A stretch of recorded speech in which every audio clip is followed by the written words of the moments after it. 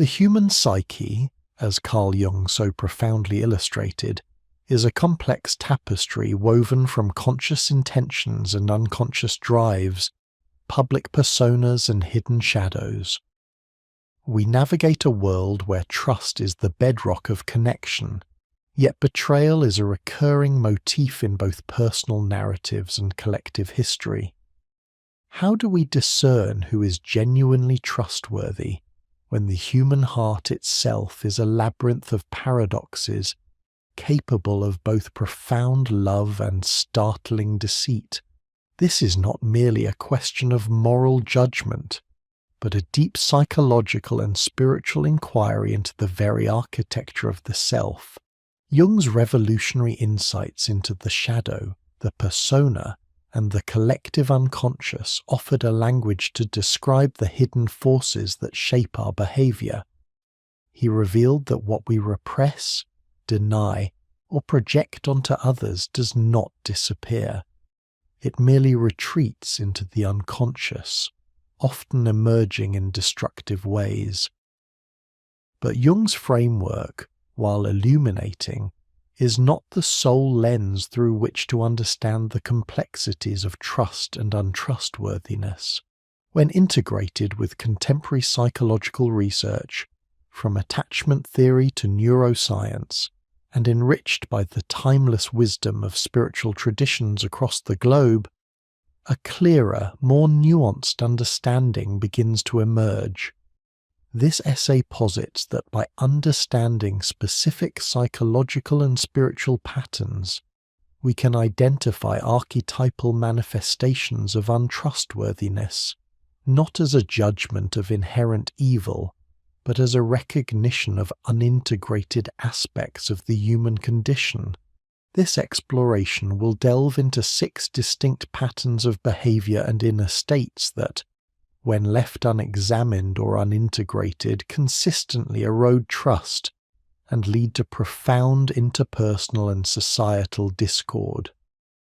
These are not merely personality flaws, but deeply ingrained psychological mechanisms and spiritual conditions that manifest as deception, manipulation, unreliability, exploitation, fanaticism, and false authenticity. We will examine how Jung's concepts of the shadow and persona, when combined with insights into narcissistic pathology, avoidant attachment, and the pitfalls of spiritual bypassing, reveal individuals who, despite their outward appearance or stated intentions, may prove to be profoundly untrustworthy.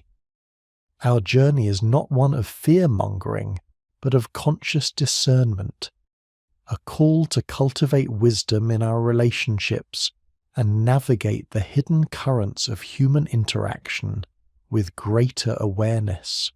To fully grasp these patterns, we must first establish a robust psychological and spiritual framework for understanding the nature of trust itself. From a psychological perspective, trust is built on predictability, reliability, and perceived benevolence, deeply rooted in early attachment experiences and reinforced by consistent behavior. Neuroscience reveals trust to be a complex interplay of oxytocin, empathy circuits, and risk assessment in the prefrontal cortex. Spiritually, trust transcends mere transactional reliability. It speaks to the integrity of the soul, the alignment of inner truth with outward action, and the courage to be vulnerable in the face of the unknown. Across traditions, from the Buddhist emphasis on right speech and action, to the Christian call for purity of heart, to Sufi insistence on sincerity, spiritual wisdom consistently highlights the profound connection between inner state and trustworthy conduct. This essay will therefore embark on a multifaceted inquiry. First, we will lay the groundwork by exploring the psychological underpinnings of trust and betrayal, drawing from Jungian archetypes, attachment theory, and cognitive psychology, while simultaneously examining how various spiritual traditions define and cultivate trustworthiness. This foundational section will integrate scientific understanding with contemplative insights, showing how both lenses are essential for a complete picture. Following this, we will dedicate significant attention to exposing the 6 archetypal patterns of untrustworthy individuals. Each pattern will be meticulously deconstructed, identifying its psychological origins, e.g., specific Jungian dynamics, personality disorders, defense mechanisms, and its spiritual implications, e.g., egoic delusion, karmic patterns, lack of self-realization. We will see how, for instance, the unintegrated shadow manifests as deliberate deception, or how an inflated ego hides behind a false persona to manipulate others. We will analyze the eternal child who consistently evades responsibility, and the manipulative empath who exploits vulnerabilities. We will also confront the dangers of the dogmatic zealot, whose rigid beliefs override human compassion, and the spiritually bypassing guru, who uses sacred teachings to justify unethical behavior.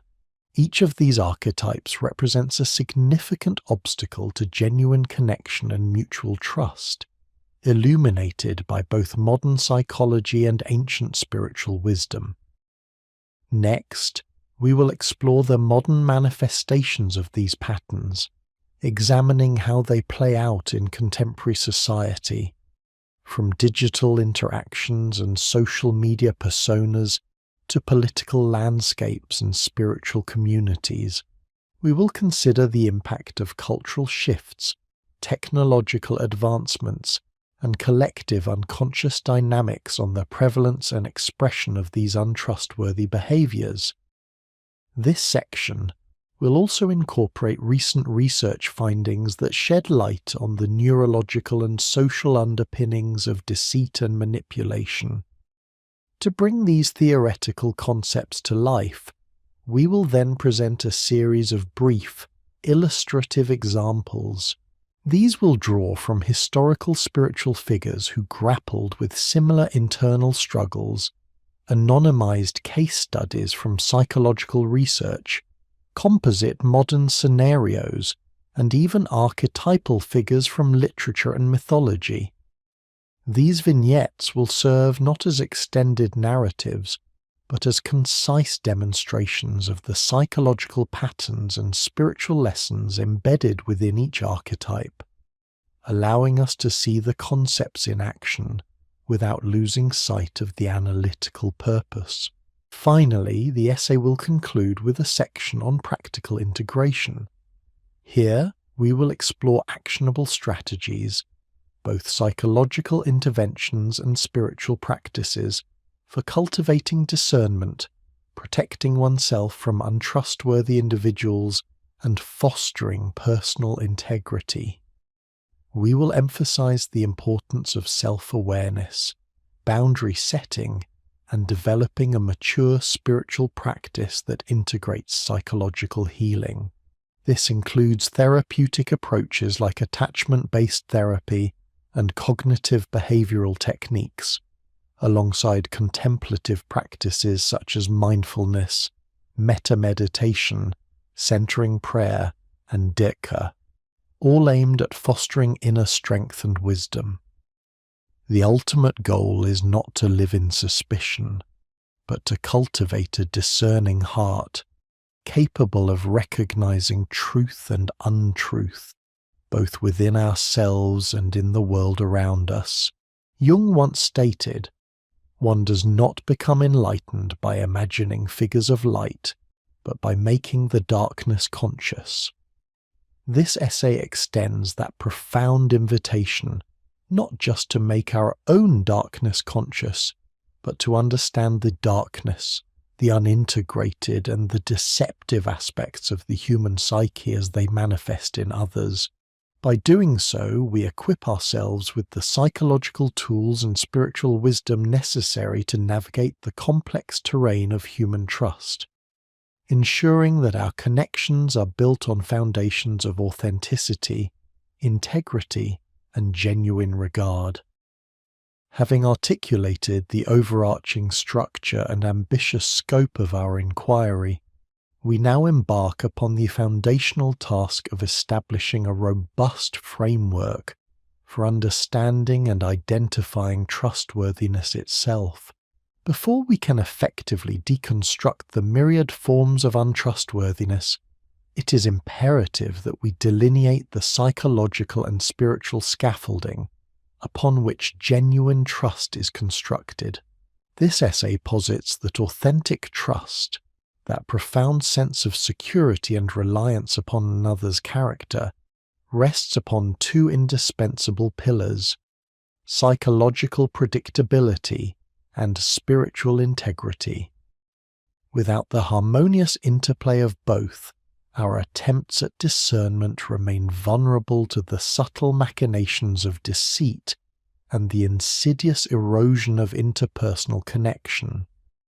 We begin by acknowledging that the common understanding of trust is often superficial, conflating it with mere belief in another's good intentions or a naive optimism regarding their future behavior.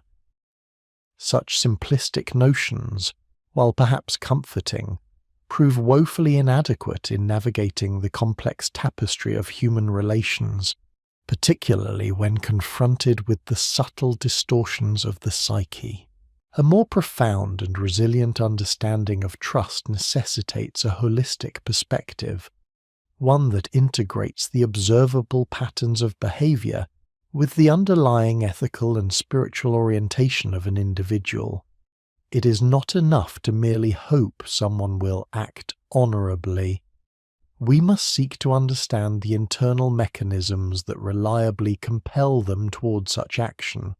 The first pillar, psychological predictability, refers to the consistent and coherent manifestation of an individual's internal psychological landscape in their external behavior, communication, and decision-making over time. It is the assurance that an individual's actions will align with their stated intentions, their character will remain stable across varying contexts, and their responses to stimuli will be comprehensible within a discernible pattern. This is not to imply a rigid, unadaptive persona, but rather a fundamental congruence between the inner and outer self, indicative of an integrated psyche. From a Jungian perspective, psychological predictability is deeply intertwined with the ego's relationship to the self and the ongoing process of individuation.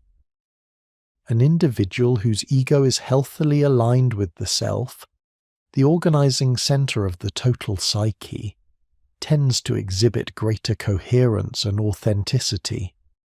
Their actions are less likely to be dictated by unexamined complexes, unconscious drives, or the shifting demands of the persona designed solely for external validation. Conversely, a fractured ego, or one excessively identified with a rigid persona, can lead to unpredictable behaviors, as unconscious material or unacknowledged needs erupt in ways that contradict conscious intentions. The integration of the shadow, a concept central to Jungian psychology, is also paramount here. Individuals who have engaged in the arduous work of confronting and integrating their shadow aspects, those disowned, repressed parts of the personality, are less prone to projecting their darker impulses onto others, or acting out these unintegrated aspects in destructive, unpredictable ways. Untrustworthy individuals, as we shall explore, often operate from a place of profound shadow dissociation, where unconscious material dictates their actions, rendering them fundamentally unpredictable to those who rely on their conscious word. Beyond the Jungian framework, contemporary research in attachment theory further elucidates the mechanisms of psychological predictability. Securely attached individuals, having developed internal working models based on consistent and responsive caregiving, tend to exhibit greater emotional regulation, reliable communication, and a capacity for stable, reciprocal relationships. Their behavioral patterns are generally predictable because their internal models of self and other are coherent and positive. In contrast, individuals with insecure attachment styles, avoidant, anxious, ambivalent, or disorganized, often display patterns of unpredictability, emotional volatility, inconsistent availability, or contradictory behaviors that stem from fragmented internal working models and unresolved developmental traumas. Trust, in these contexts, becomes a precarious endeavor, constantly undermined by the individual's inherent psychological instability. Neuroscience also offers insights into the biological underpinnings of predictability. Our brains are fundamentally predictive machines, constantly generating hypotheses about the world and the behavior of others to ensure survival and facilitate social interaction. When an individual's behavior is consistent and predictable, our neural systems can effectively, quote, 6. Their intentions and future actions, fostering a sense of safety and reducing cognitive load. Mirror neuron systems, implicated in empathy and understanding others' actions, thrive on predictable social cues. Dysregulation within these neural circuits, whether due to trauma, neurological conditions, or profound psychological fragmentation, can impair both an individual's capacity to exhibit predictable behavior and another's ability to accurately perceive it, thereby eroding the very foundation of trust.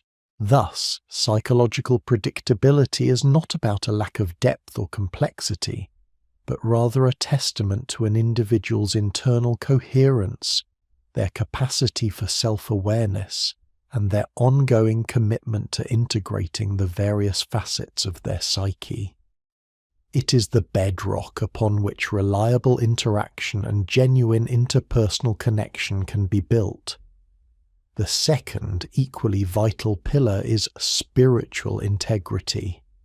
This refers to a profound alignment with universal ethical principles, an authentic commitment to truth, and an ongoing striving for wholeness and self-realization that transcends narrow egoic desires. It signifies an individual's inner compass being guided by a deeper wisdom, a sense of interconnectedness, and a commitment to benevolent action. Spiritual integrity is not necessarily tied to a specific religious dogma, but rather to an intrinsic ethical orientation that values honesty, compassion, humility, and the pursuit of truth above personal gain or superficial appearances.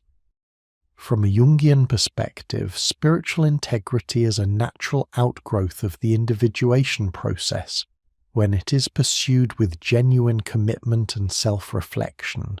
The journey towards the self, the center of psychic totality and the archetype of wholeness, often involves confronting one's own limitations, biases, and darker impulses. Individuals operating from spiritual integrity are willing to engage in this arduous inner work, acknowledging their own shadow rather than projecting it onto others or bypassing it through superficial spiritual practices.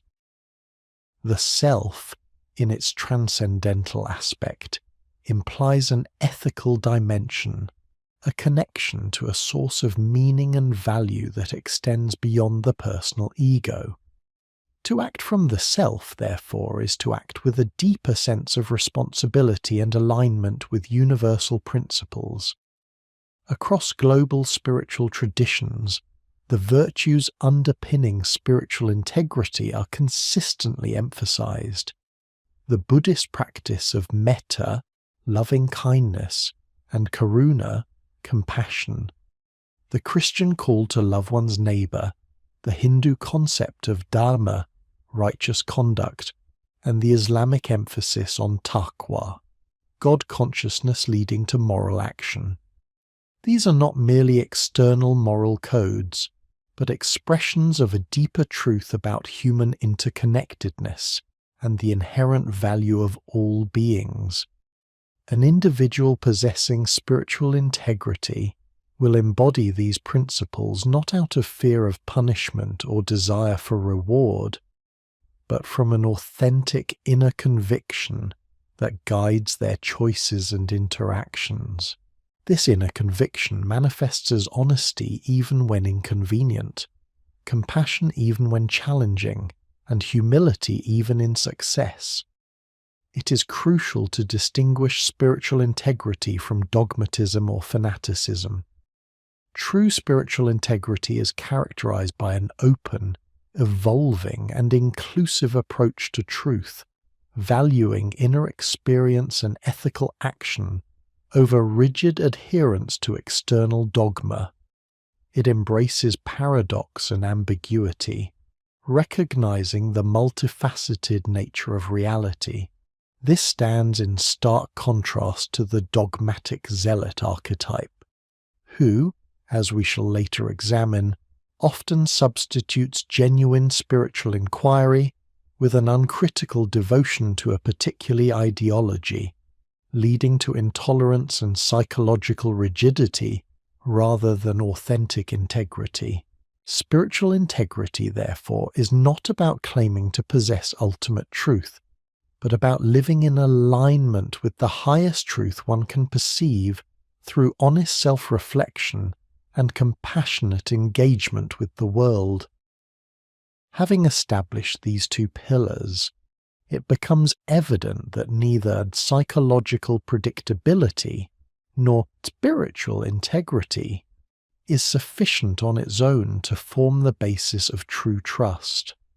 Rather, they are mutually reinforcing and equally indispensable. An individual might be psychologically predictable, yet possess no spiritual integrity. Consider the consistently manipulative individual, the cunning narcissist, or the calculating exploiter. Their behavior might be entirely predictable. We can reliably anticipate their self-serving actions and their lack of genuine empathy. But this predictability is devoid of ethical grounding. We can predict their actions, but we cannot trust their intentions or their commitment to our well-being. This represents a predictable untrustworthiness, a dangerous clarity of malicious intent.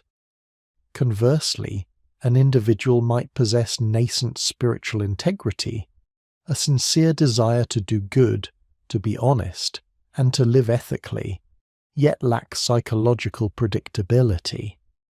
This might manifest in individuals struggling with profound emotional dysregulation, unintegrated trauma, or significant psychological fragmentation. While their intentions may be pure, their actions might be inconsistent, unreliable, or even inadvertently harmful, due to their inability to consistently regulate their emotions, communicate clearly, or follow through on commitments. We might acknowledge their good heart, but their unreliability makes them difficult to truly rely upon. Such individuals, while perhaps not maliciously untrustworthy, nonetheless create an environment of instability that erodes confidence and predictability.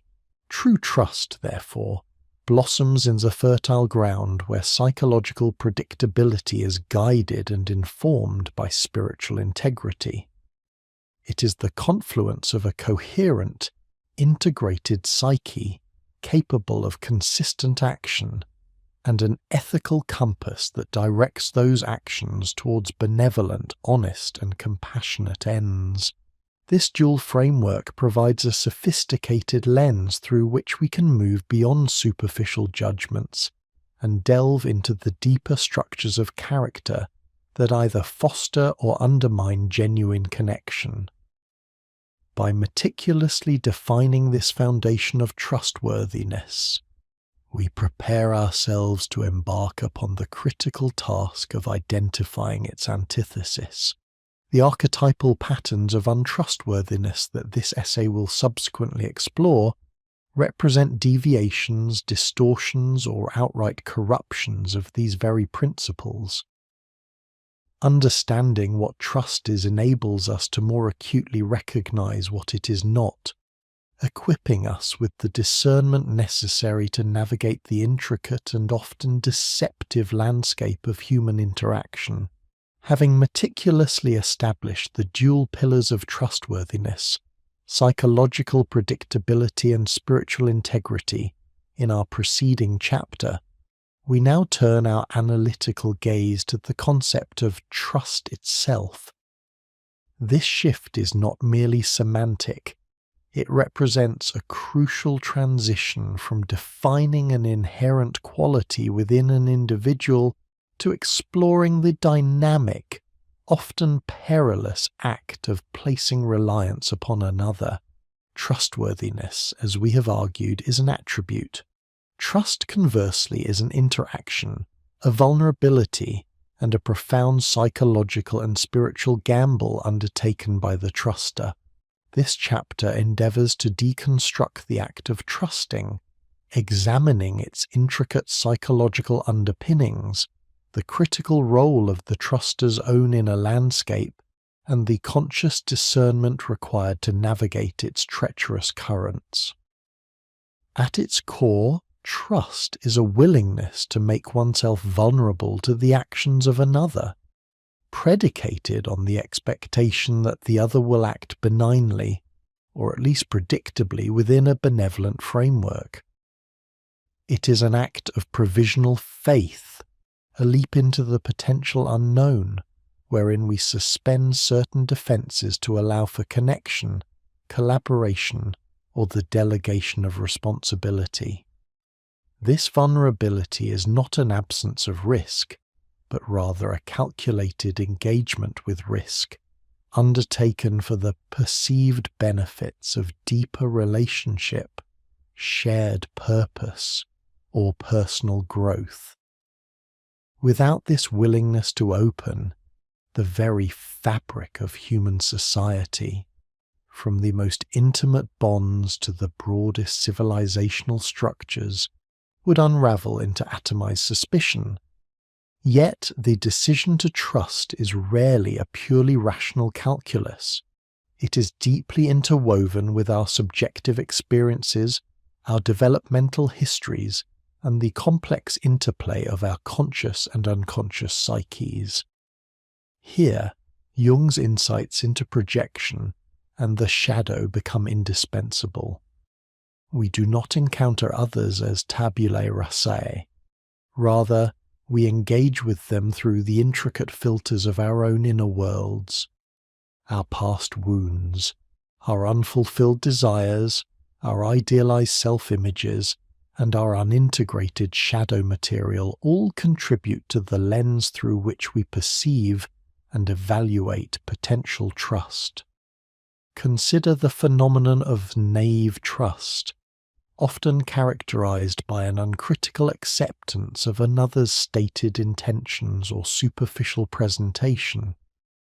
This is frequently a manifestation of unconscious projection, wherein the truster projects their own inherent goodness, their uncorrupted anima, animus, or an idealized parent figure onto the other. Such projection bypasses the rigorous assessment of psychological predictability and spiritual integrity, leading to a vulnerability that is not discerning but rather blind. The individual, in their unconscious desire for connection or validation, may ignore salient red flags, rationalize inconsistencies, or even actively seek out those who mirror their unintegrated shadow. mistaking familiarity for safety. Jungian psychology teaches us that what we fail to acknowledge within ourselves often confronts us from without, sometimes in the guise of a charismatic figure who promises wholeness but delivers only further fragmentation. The allure of the quote or the quote nine can be particularly potent for those who have not yet integrated their own inner authority, leading them to project this power onto external figures, thereby rendering themselves susceptible to manipulation and exploitation. Conversely, cynical distrust represents another form of psychological distortion, born from past betrayals, unresolved trauma, or an over-identification with the shadow. Here, the individual may project their own fears, their internalized betrayers, or their unacknowledged capacity for harm onto every potential other, creating an impenetrable barrier to genuine connection. While a healthy skepticism is a crucial component of discernment, chronic distrust, often manifesting as paranoia or an inability to form secure attachments, equally obstructs the possibility of authentic relationship and growth.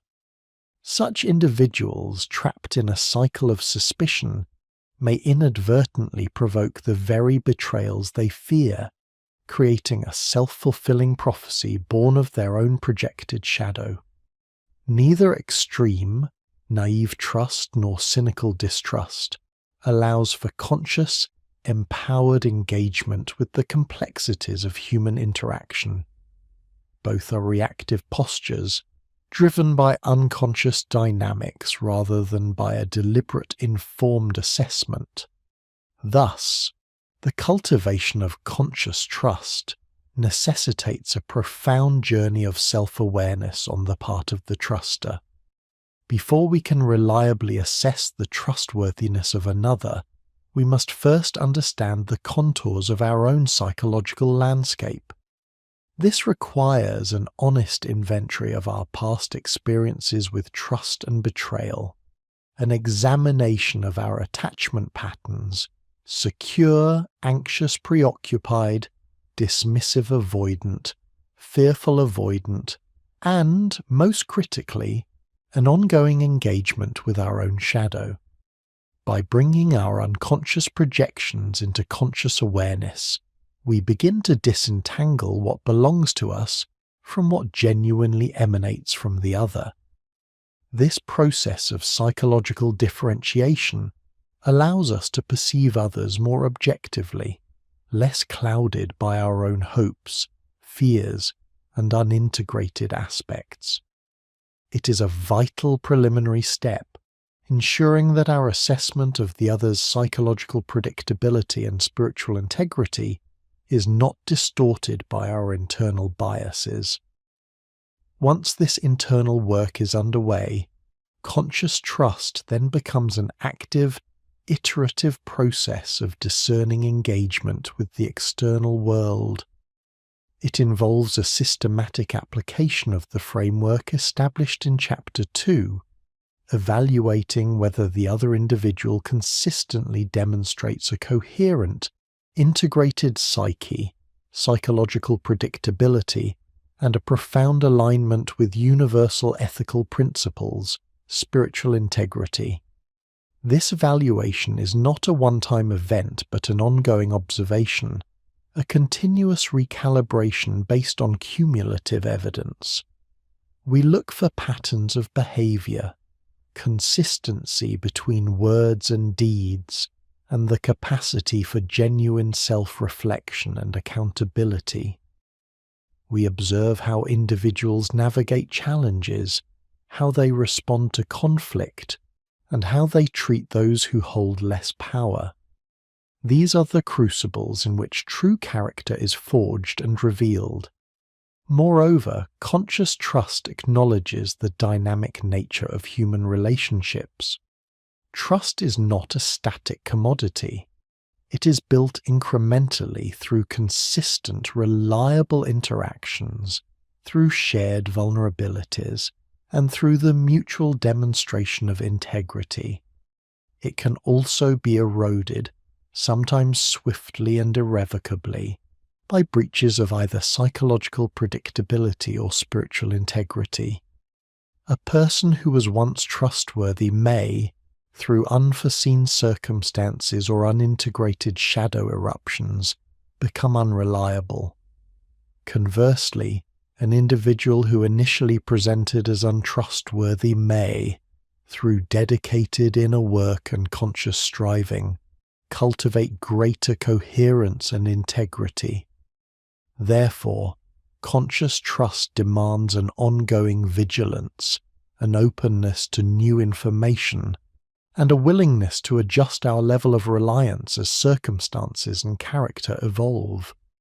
This nuanced understanding of trust empowers us to move beyond the paralyzing dichotomy of blind faith versus cynical suspicion. It allows us to engage with the world with an open heart but with discerning eyes, to forge genuine connections built on mutual respect and integrity, while simultaneously safeguarding our well-being from those who would exploit our vulnerability. It is a posture of strength, not weakness, rooted in self-awareness and informed by a comprehensive understanding of the human psyche. The ultimate aim is not to become perpetually wary, but rather profoundly wise, not to withdraw from the world, but to engage with it more authentically and effectively. By cultivating conscious trust, we not only protect ourselves but also foster environments where genuine trustworthiness can flourish, contributing to a more integrated and humane collective. Having now meticulously delineated both the intrinsic qualities of trustworthiness and the discerning act of trust, we are fully equipped to embark upon the identification and deconstruction of the archetypal patterns of untrustworthiness. The framework of psychological predictability and spiritual integrity, coupled with our refined understanding of conscious trust, will serve as the analytical lens through which we will examine the 6 archetypal manifestations of deception, manipulation, unreliability, exploitation, fanaticism, and false authenticity. In the chapters that follow, we will delve into the specific psychological dynamics and societal impacts of these patterns, providing illustrative examples and offering practical strategies for navigating their presence in our personal and collective lives. This journey, while cautionary, is ultimately one of profound empowerment, guiding us toward greater discernment, deeper wisdom, and the cultivation of authentic integrity within ourselves and in our relationships with others, with the foundational principles of trustworthiness, psychological predictability, and spiritual integrity firmly established, and the nuanced dynamics of conscious trust meticulously explored. Our intellectual expedition now transitions from the theoretical architecture of reliability to the practical deconstruction of its antithesis. Having equipped ourselves with the internal compass for discernment, we are prepared to navigate the intricate labyrinth of human untrustworthiness, systematically identifying and analyzing the 6 archetypal patterns that erode genuine connection and compromise ethical engagement. This phase of our inquiry is not merely an exercise in cataloguing human failings. Rather, it is an endeavor to illuminate the psychological and spiritual mechanisms that underpin these patterns, thereby fostering a more profound understanding and enabling more astute, compassionate, and self-protective interactions. The subsequent chapters of this essay will embark upon a rigorous examination of these archetypes, each representing a distinct manifestation of unintegrated psychic content and a departure from the path of wholeness. We commence this detailed exploration with the first and perhaps most insidious of these patterns, the architect of falsehood. This archetype embodies the profound and often deliberate misrepresentation of reality, a systematic construction of untruth designed to mislead, manipulate, and ultimately disorient the truster. It is a pattern that strikes at the very heart of trust, for if reality itself can be so fluidly fabricated, upon what ground can any relationship be securely built? The architect of falsehood is not merely an individual who occasionally deviates from truth through oversight or minor indiscretion. Instead, this archetype represents a deeply ingrained psychological disposition where deception becomes a primary mode of navigating the world, a fundamental strategy for self-preservation, gain, or control.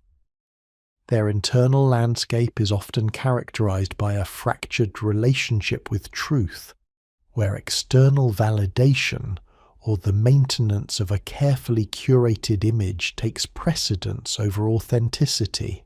From a Jungian perspective, this archetype is profoundly implicated in the dynamics of the as persona and the shadow.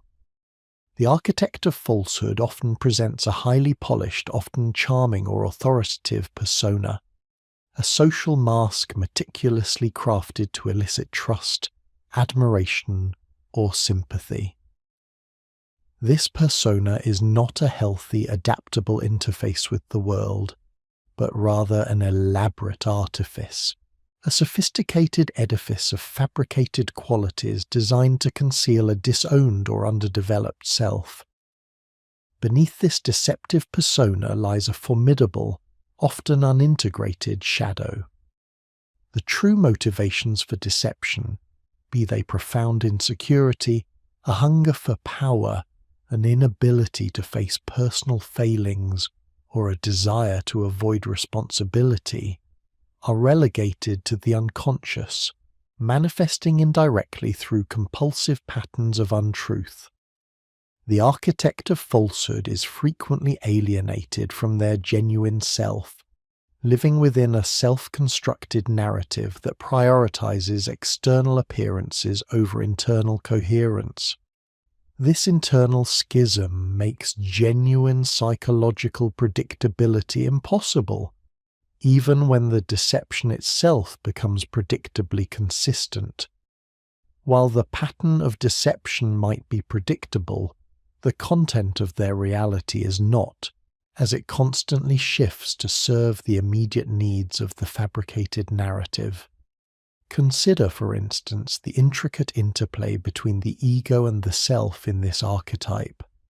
An inflated ego, often compensating for deep-seated inferiority complexes, may genuinely believe itself superior or entitled to manipulate reality. This ego often operates under the conviction that its version of truth is more advantageous, more palatable, or simply, quote 10, than objective reality, thereby justifying its deceptive practices.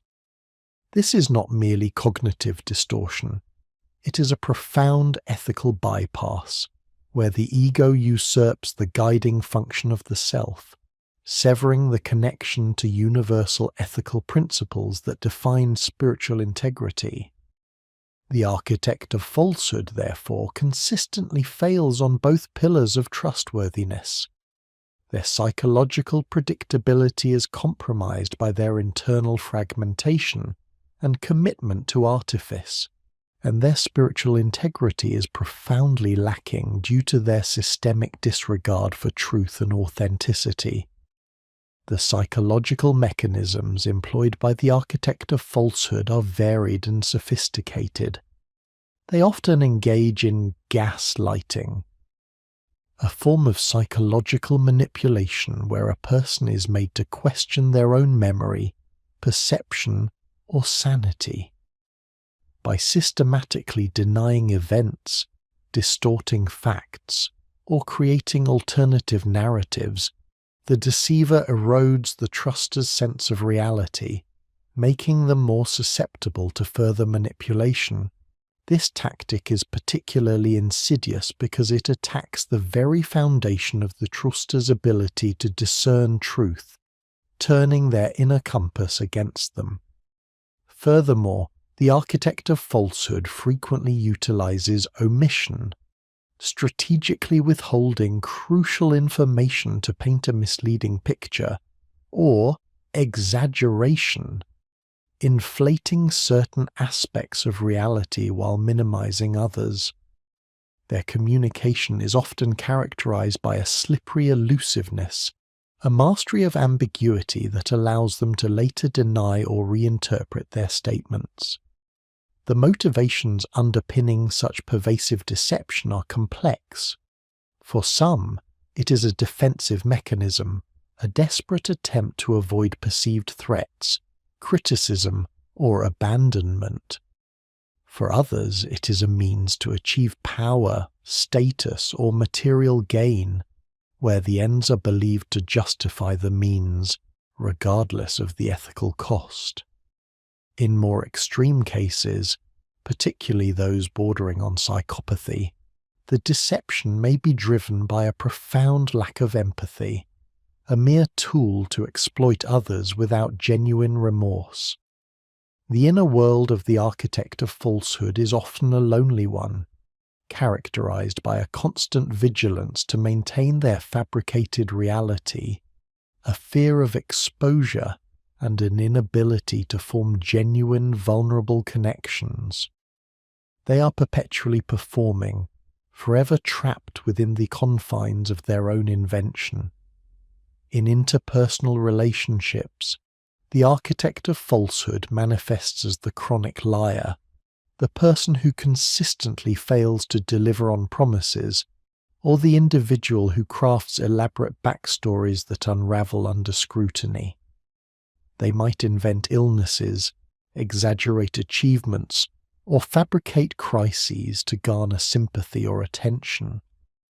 In broader societal contexts, this archetype finds expression in propaganda, misinformation campaigns, and the deliberate distortion of facts by those in positions of power. Political figures who routinely engage in quote 11, or leaders of cults who construct alternative realities for their followers, exemplify the societal manifestations of this archetype, leveraging mass psychology to control narratives and perceptions. The impact on the truster is devastating. Repeated exposure to the architect of falsehood can lead to chronic anxiety, self-doubt, a shattered sense of reality, and a profound difficulty in forming future trusting relationships. The truster is left grappling not only with the betrayal, but also with the unsettling realization that their perception of reality has been systematically undermined. To navigate the treacherous terrain presented by the architect of falsehood, our commitment to conscious trust becomes paramount. This necessitates a multifaceted approach, integrating external observation with internal attunement. Firstly, we must cultivate a keen awareness of inconsistencies between an individual's words and their actions, between their stated values and their observable behavior. The architect of falsehood, despite their cunning, often leaves a trail of these discrepancies, which when viewed collectively begin to form a coherent pattern of untrustworthiness. This requires a detached, objective observation, resisting the urge to rationalize away incongruities or to project our own desires for truth onto the deceiver. Secondly, we must rigorously assess an individual's alignment with universal ethical principles. Does their behavior consistently reflect honesty, transparency, and respect for others' autonomy? Or do we observe a pattern of self-serving actions, a disregard for facts, and a readiness to manipulate perceptions for personal gain. This is where spiritual integrity becomes the crucial metric. A person who routinely engages in deception, even if subtly, demonstrates a fundamental disconnect from these principles, regardless of how charming or persuasive their persona may be. Furthermore, it is essential to develop a robust internal framework for reality. This involves grounding ourselves in objective facts, cross-referencing information, and cultivating a healthy skepticism toward claims that lack verifiable evidence. When confronted with gaslighting, the conscious truster must steadfastly hold on to their own perceptions and memories, trusting their internal experience even when it is challenged. This requires a strong ego self-axis within the truster, an integrated sense of self that is not easily swayed by external manipulation, engaging with our own shadow material, our own tendencies towards self-deception, or our unconscious desire to believe a comforting lie, is also crucial as it strengthens our capacity to perceive deception in others without our own projections clouding our judgment. Finally, while intuition is a valuable guide, it must be balanced with rational analysis. A gut feeling of unease, when coupled with observable inconsistencies and a lack of spiritual integrity, provides a powerful signal that the architect of falsehood may be at play. We must learn to honor these internal warnings without succumbing to cynical distrust, instead using them as prompts for further, objective investigation.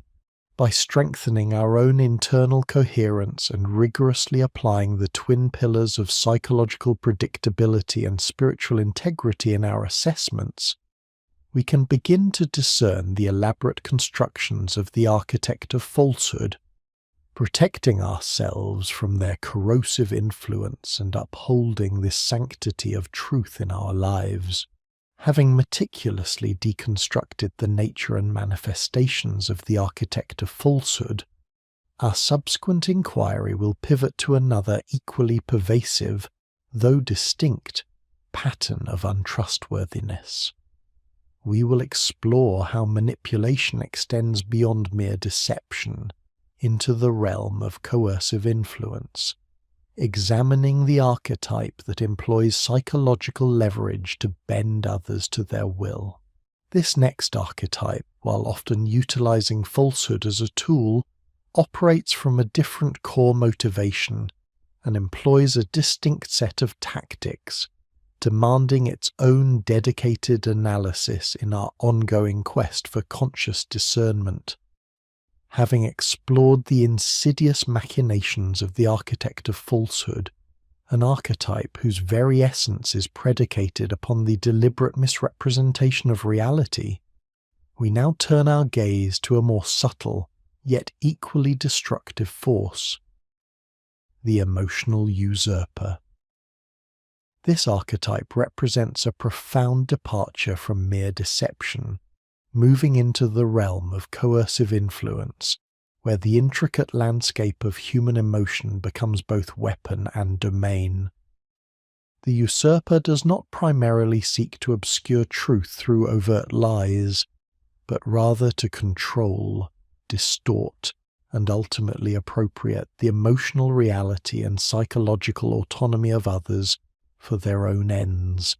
Where the architect of falsehood constructs elaborate fictions to avoid accountability or accrue power, the emotional usurper operates by subtly hijacking the emotional currents that bind individuals, transforming empathy into a tool for manipulation and vulnerability into a lever for control.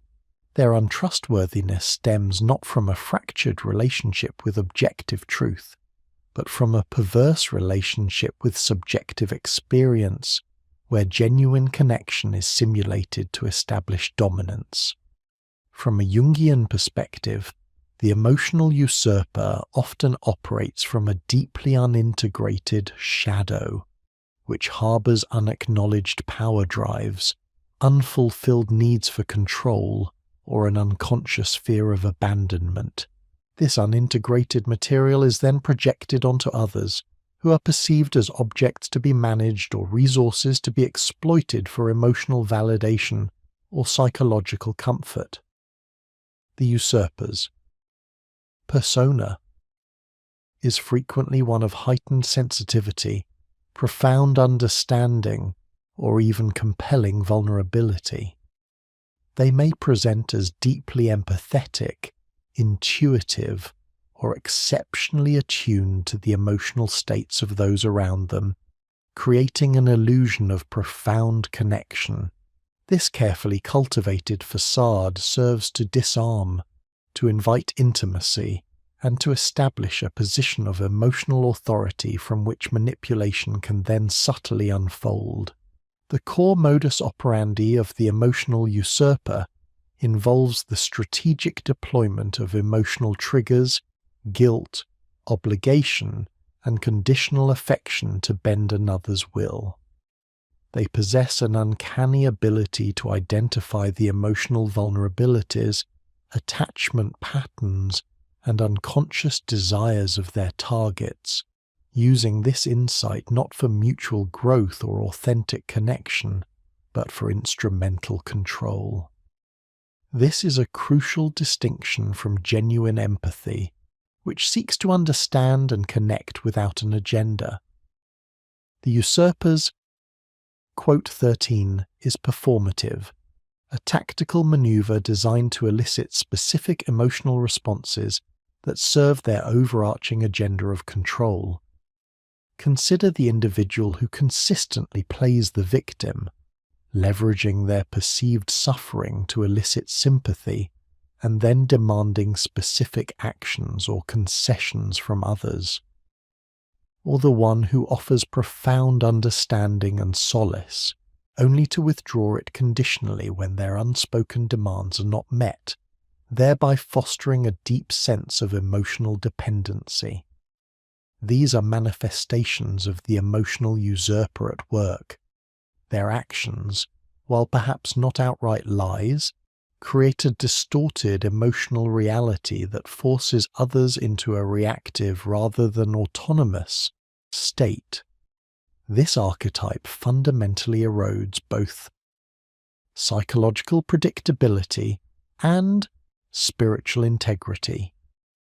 While their patterns of manipulation might become predictably cyclical, the source of their emotional responses and their true intentions remain opaque and deeply inconsistent. Their overt displays of emotion, whether sorrow, anger, or affection, are often strategic performances rather than genuine expressions of their integrated self. This lack of authentic emotional congruence renders them psychologically unpredictable in the truest sense, as their internal landscape is geared towards manipulation rather than genuine self-expression. Furthermore, the emotional usurper demonstrably lacks spiritual integrity. Their actions are not aligned with universal ethical principles such as truth, respect for autonomy, or genuine compassion. Instead, they operate from a self-serving framework that prioritizes their own emotional gratification or control over the well-being and psychological sovereignty of others. The exploitation of another's emotional vulnerabilities is a profound ethical breach, indicating a severe disconnect from any intrinsic moral compass that values mutuality and respect. The usurper may even rationalize their behavior by claiming they are helping or protecting their target, further obscuring their manipulative intent behind a veneer of beneficence. The tactics employed by the emotional usurper are varied and often insidious. 1. Guilt, tripping, and obligation. They expertly weave narratives that induce guilt, making others feel responsible for their emotional state or well-being. This creates a powerful sense of obligation, compelling compliance. 2. Playing the victim. By consistently portraying themselves as suffering, misunderstood, or unfairly treated, they elicit sympathy and a desire to fix or rescue them, thereby gaining leverage. 3. Conditional affection, validation. Love, approval, or emotional support is offered, but implicitly or explicitly withdrawn when the target fails to meet the usurper's unspoken demands, creating a cycle of desperate appeasement. 4. Emotional blackmail. Subtle threats of emotional withdrawal, anger, or even self-harm are used to coerce compliance, preying on the target's fear of abandonment or desire for harmony. 5. Feigned vulnerability. They may share deeply personal or seemingly vulnerable information to create an illusion of intimacy and trust, only to use this perceived bond to later manipulate. 6. Triangulation. Introducing a third party into an emotional dynamic to create jealousy, insecurity, or a sense of competition, thereby increasing their own perceived value or control. 7. Gaslighting of emotions. While the architect of falsehood gaslights objective reality, the emotional usurper gaslights subjective experience, invalidating the feelings and reactions of others. You're overreacting. Why are you so sensitive? This undermines the target's emotional barometer and increases their reliance on the usurper's interpretation of reality. Navigating the landscape populated by the emotional usurper demands a heightened level of conscious trust, focused not just on discerning objective truth, but on safeguarding one's own emotional and psychological boundaries. We must cultivate a robust internal framework for emotional reality, becoming acutely aware of our own emotional responses and their origins. This requires 1. Radical self-awareness. Understanding our own emotional triggers, attachment patterns, e.g., a tendency to rescue, a fear of conflict, a desire for approval, and areas of vulnerability. The usurper thrives by exploiting these unconscious patterns. 2. Emotional boundary setting. Developing and enforcing clear, non-negotiable emotional boundaries. This means recognizing when our emotional energy is being drained, our feelings are being invalidated, or our autonomy is being compromised, and taking assertive action to protect ourselves. 3. Discernment of authentic empathy. Learning to differentiate between genuine empathetic connection, which empowers and respects autonomy, and performative empathy, which seeks to disarm and control. Authentic empathy feels expansive and reciprocal. Manipulative empathy feels constricting and one-sided. 4. Trusting our intuition. Paying close attention to the subtle cues and gut feelings that arise when interacting with such individuals. Often, our unconscious registers inconsistencies and manipulative intent long before our conscious mind can articulate it. 5. Focus on actions, not emotional performances. Evaluating individuals based on the consistency of their actions and their respect for our autonomy, rather than being swayed by their emotional displays or declarations of care. 6. Seeking external validation. When our emotional reality is being challenged or distorted, seeking objective feedback from trusted friends, therapists, or mentors can help reground us and prevent isolation. The journey through the complexities of untrustworthiness requires not only an intellectual understanding of these archetypes, but also a profound engagement with our own inner world. The emotional usurper reminds us that true integrity extends beyond merely telling the truth. It encompasses a commitment to respecting the emotional and psychological sovereignty of others, To trust consciously in the face of such an archetype is to reclaim our emotional autonomy, to fortify our inner landscape, and to refuse to allow our most profound human capacities, empathy, vulnerability, and the desire for connection, to be weaponized against us. The next archetype we shall explore continues this deconstruction of manipulative influence, delving into the insidious power of the unyielding conviction and the imposition of rigid belief structures, having meticulously deconstructed the artifice of the architect of falsehood and the insidious emotional dominion of the emotional usurper. We now turn our analytical gaze toward a third archetype of untrustworthiness, the dogmatic zealot.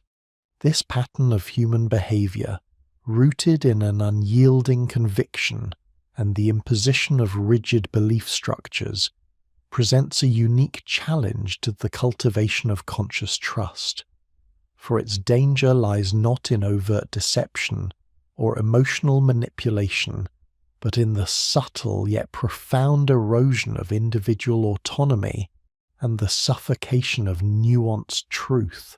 The dogmatic zealot, in our framework, embodies the archetype of fanaticism, where an individual's identity becomes inextricably fused with a specific ideology, doctrine, or worldview. This fusion often manifests as an inability to tolerate ambiguity, dissent, or perspectives that deviate from their prescribed narrative. From a Jungian perspective, this archetype is a powerful illustration of an unintegrated shadow, projected onto an external system of belief, coupled with an inflated persona of moral, intellectual, or spiritual superiority. The shadow here is not merely personal, but often collective, tapping into primal fears of chaos, meaninglessness, or the unknown. Instead of confronting these internal anxieties through individual introspection and the difficult work of individuation, the zealot seeks solace and certainty in an external, pre-packaged belief system. This system promises order, meaning, and often salvation or absolute truth. The unacknowledged fear, insecurity, or even latent aggression within the individual is thus rationalized and externalized as righteous indignation against outsiders, heretics, or unbelievers. The individual's ego, instead of serving the self, becomes inflated by identifying with the perceived grandeur and infallibility of the chosen dogma, leading to a dangerous form of collective identification, where personal conscience is subsumed by ideological imperative. The quote 27 of the dogmatic zealot is one of unwavering conviction, absolute moral clarity, and often an evangelical fervour. They present themselves as possessing the ultimate truth, the only path, or the definitive answer to life's complexities.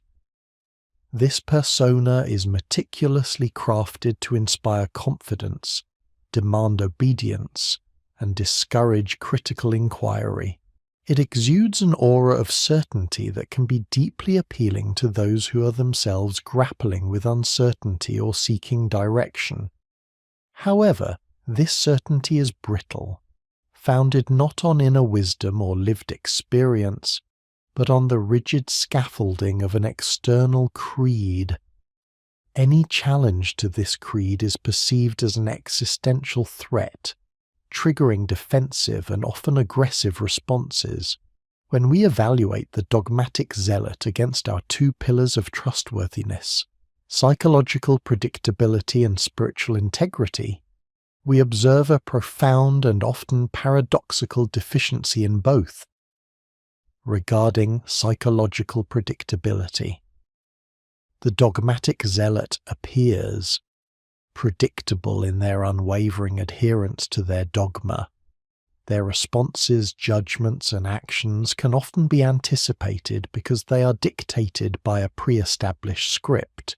However, This predictability is not born of a coherent, adaptable, and self-aware inner landscape, but rather from a rigid, unyielding conformity.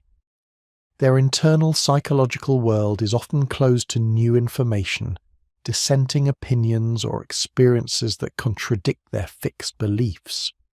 This makes them profoundly unpredictable in situations requiring nuance, empathy, critical thinking, or a deviation from their prescribed narrative. When confronted with genuine complexity or a challenge to their core tenets, their responses can become irrational, defensive, or even punitive, as their internal system lacks the flexibility to process anomaly.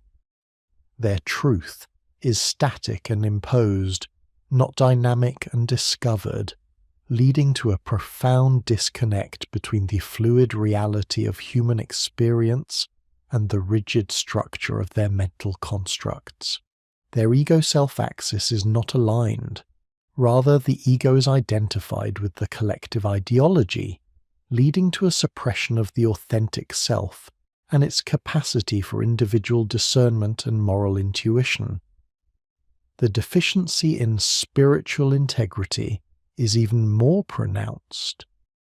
True spiritual integrity, as we have defined it, transcends egoic desires and aligns with universal ethical principles, truth, and compassion. For the dogmatic zealot, however, integrity is conditional and strictly limited to their specific dogma. Their morality is often self-serving or group-serving, prioritizing the preservation and propagation of their belief system above universal human values. Compassion, truth, and justice are interpreted through the lens of their ideology, rather than being foundational principles that guide their ideology. They may exhibit profound cruelty or disregard for those outside their ideological sphere, justified by their perceived moral superiority or divine mandate. The universal archetype of the imago Dei, or the inherent sacredness of all life, is often diminished or denied in favor of a narrow exclusionary interpretation of the chosen or the righteous. Their actions, while perhaps consistent with their internal dogma, frequently violate broader principles of human dignity, empathy, and open-heartedness. They prioritize belief over individual conscience, human experience, or the complex, messy realities of existence. The tactics employed by the dogmatic zealot are varied, yet all serve the purpose of enforcing conformity and suppressing independent thought. 1. Imposition of belief. They are often driven to convert, proselytize, or forcefully impose their worldview on others, believing it is for the other's own good or salvation. This can manifest as relentless argumentation, shaming, or guilt-tripping those who disagree. 2. Black and white thinking and dichotomy. Life is presented in stark contrasts: good versus evil, saved versus damned, righteous versus sinful, us versus them. There is no room for nuance, complexity, or shades of grey. This simplifies a complex world but stifles critical inquiry and empathetic understanding. 3. Dismissal and demonization of dissent. Those who question or oppose their dogma are not merely mistaken. They are often labelled as ignorant, immoral, misguided, or even agents of malevolent forces. This tactic not only silences opposition, but also creates an environment of fear and intellectual isolation. 4. Emotional manipulation through fear and guilt. They frequently employ threats of negative consequences, eternal damnation, social exclusion, moral failure, or cosmic retribution to maintain control and enforce adherence. Guilt is weaponized to ensure conformity and discourage independent thought. 5. Selective interpretation and distortion.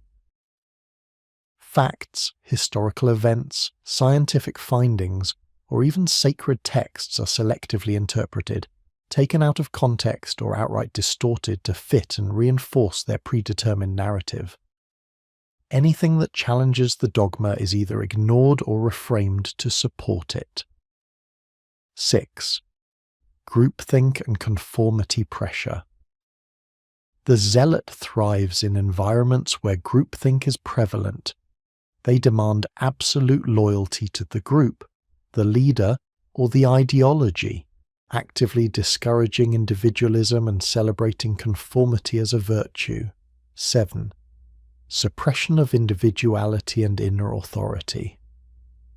Perhaps most insidiously, the dogmatic zealot undermines the truster's capacity for personal autonomy, critical thought, and independent spiritual exploration. They encourage reliance on external authority, the dogma, the leader, the group, over one's own inner wisdom, intuition, and conscience.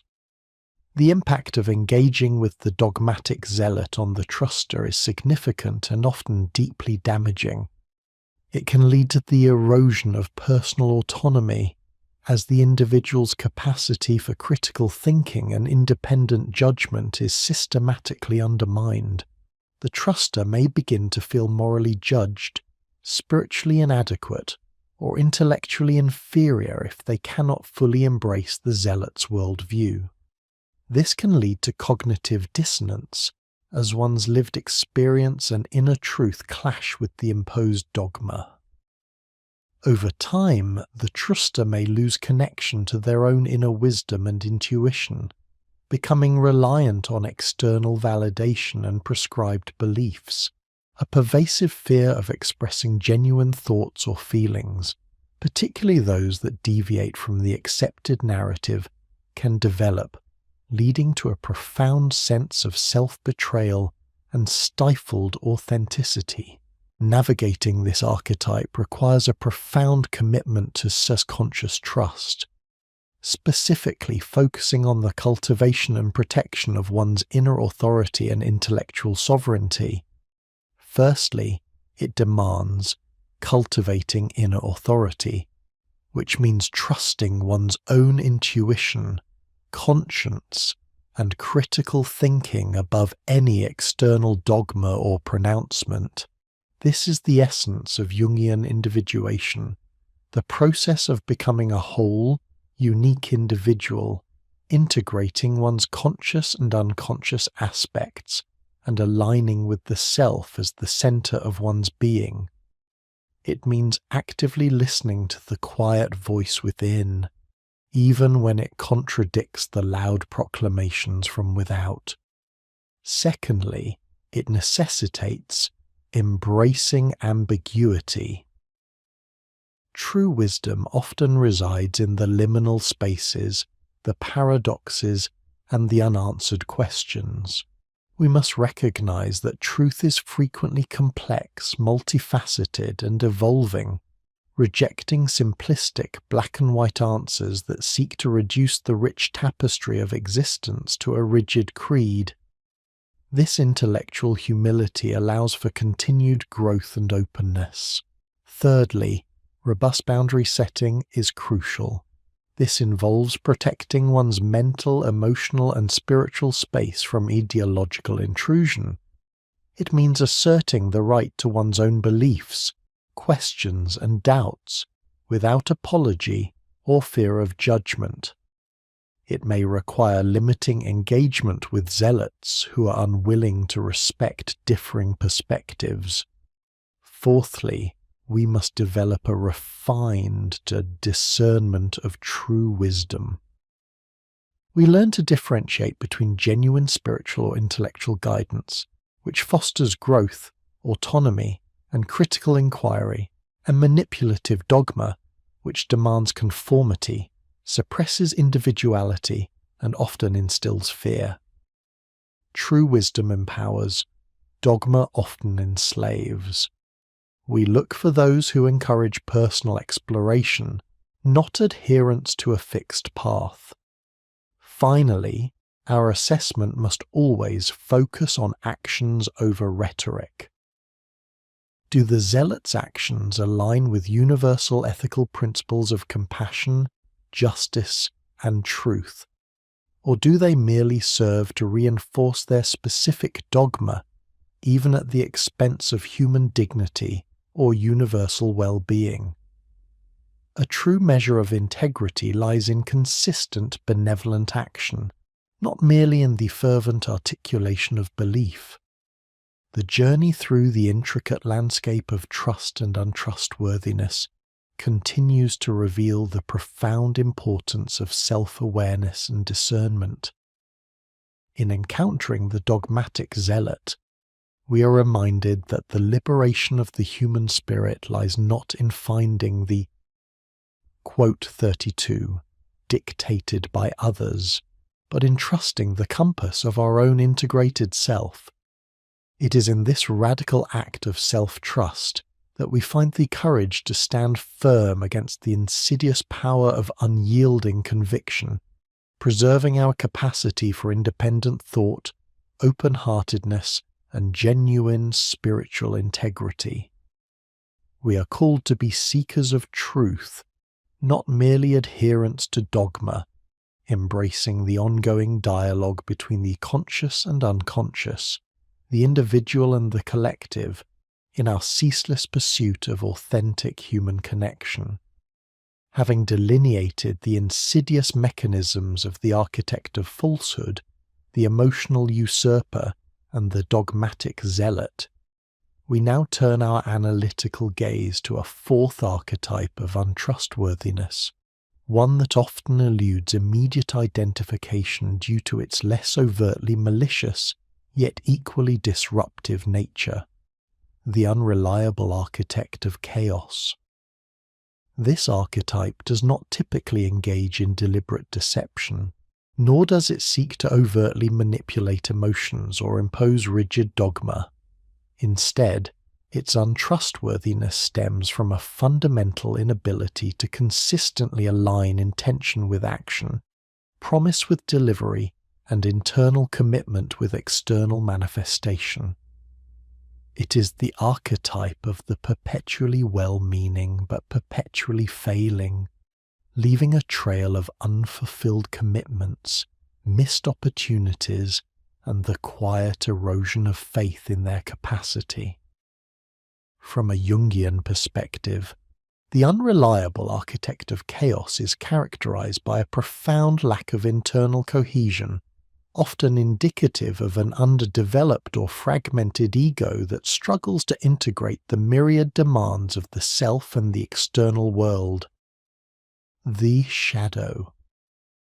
In this archetype is not necessarily a repository of malevolent intent, but rather a hidden landscape of disorganization, unacknowledged limitations, fear of commitment, or an unconscious resistance to the discipline and sustained effort required for consistent follow-through. It can manifest as a deep-seated, quote 33 complex, the eternal child who, while charming and full of potential, shies away from the responsibilities and structured engagement of adulthood, preferring a realm of endless possibilities over concrete actualization. This unintegrated shadow casts a pervasive influence, undermining the individual's capacity for sustained effort and meticulous execution. The persona of the unreliable architect of chaos is often charismatic, enthusiastic, and brimming with ideas. They frequently present as eager collaborators, visionaries, or individuals genuinely wanting to contribute and help. This persona can be disarming, designed to elicit trust through its apparent good intentions and boundless optimism. However, beneath this veneer of potential lies an ego that struggles with the foundational tasks of planning, prioritizing, and executing. The ego, rather than serving as the central executive function that mediates between the self, the unconscious, and external reality, appears overwhelmed, easily distracted, or simply incapable of maintaining the sustained focus necessary to bring projects to fruition, there is a significant disconnect along the ego-self axis, where the self's imperative for wholeness and integrated action is consistently thwarted by an ego unable to translate vision into reliable behavior. The individual may genuinely intend to fulfill their promises, but the internal architecture required to bridge the gap between intention and action is either incomplete or constantly collapsing. This archetype's failure of trustworthiness is acutely manifest in both pillars we have established: psychological predictability and spiritual integrity. Psychological predictability is directly and severely compromised. Unlike the predictable manipulator whose patterns of deceit become discernible over time, the unreliable architect of chaos offers a different kind of unpredictability, the unpredictability of inconsistency. One cannot reliably anticipate their follow-through, their punctuality, or their capacity to complete tasks as agreed. Their internal psychological landscape, characterized by fragmentation and disorganization, fails to produce coherent and consistent external behavior. Promises made in moments of enthusiasm dissolve in the face of subsequent demands or distractions. Deadlines are routinely missed, not out of malice, but from an inability to accurately assess time, manage resources, or maintain focus. This chronic inconsistency creates an environment of uncertainty for those who interact with them, making collaborative efforts fraught with risk and individual reliance a continuous gamble. The internal chaos projects outward, creating external chaos in their wake. While perhaps less overtly malicious than the archetypes focused on deception or exploitation, the unreliable architect of chaos also demonstrates a profound deficit in spiritual integrity. Spiritual integrity, as we have defined it, involves a profound alignment with universal ethical principles and an authentic commitment to truth and wholeness. The failure to honor one's word, to consistently follow through on commitments, and to respect the time and expectations of others, even if stemming from internal disorganization rather than overt ill will, represents a breach of ethical conduct. It is a failure of integrity to self, a consistent inability to align one's actions with one's stated intentions, leading to a fragmented sense of self and a diminished capacity for self-respect. Furthermore, it is a failure of integrity to others, as it undermines the very fabric of mutual reliance and respect that underpins healthy relationships. The unreliability, even if unintended, causes tangible harm, wasting resources, creating additional burdens, and eroding the trust that allows for effective collaboration and genuine connection. The individual's commitment to truth is implicitly compromised when their words consistently fail to correspond to their deeds, even if the initial intention was sincere. The tactics and manifestations of the unreliable architect of chaos are numerous and often frustratingly familiar. They are the individuals who consistently break promises. Whether it is a small social engagement or a significant professional commitment, their word is not their bond. Miss deadlines. Projects are delayed, tasks are incomplete, and commitments are unmet, often with last-minute notifications or no communication at all. Overcommit and underdeliver. Driven by enthusiasm or a desire to please, they take on more than they can realistically handle, leading to a cascade of failures. exhibit chronic lateness or flakiness. Punctuality is an alien concept, and plans are subject to last-minute cancellations or changes without adequate consideration for others, lack attention to detail and organization. Their work is often incomplete, messy, or requires significant correction, reflecting an internal disarray. Offer frequent excuses and rationalizations. They tend to externalize blame, attributing their failures to circumstances beyond their control, rather than acknowledging internal limitations or disorganization. Struggle with planning and execution. They may have grand visions but lack the methodical approach, discipline, and sustained effort required to translate those visions into tangible reality.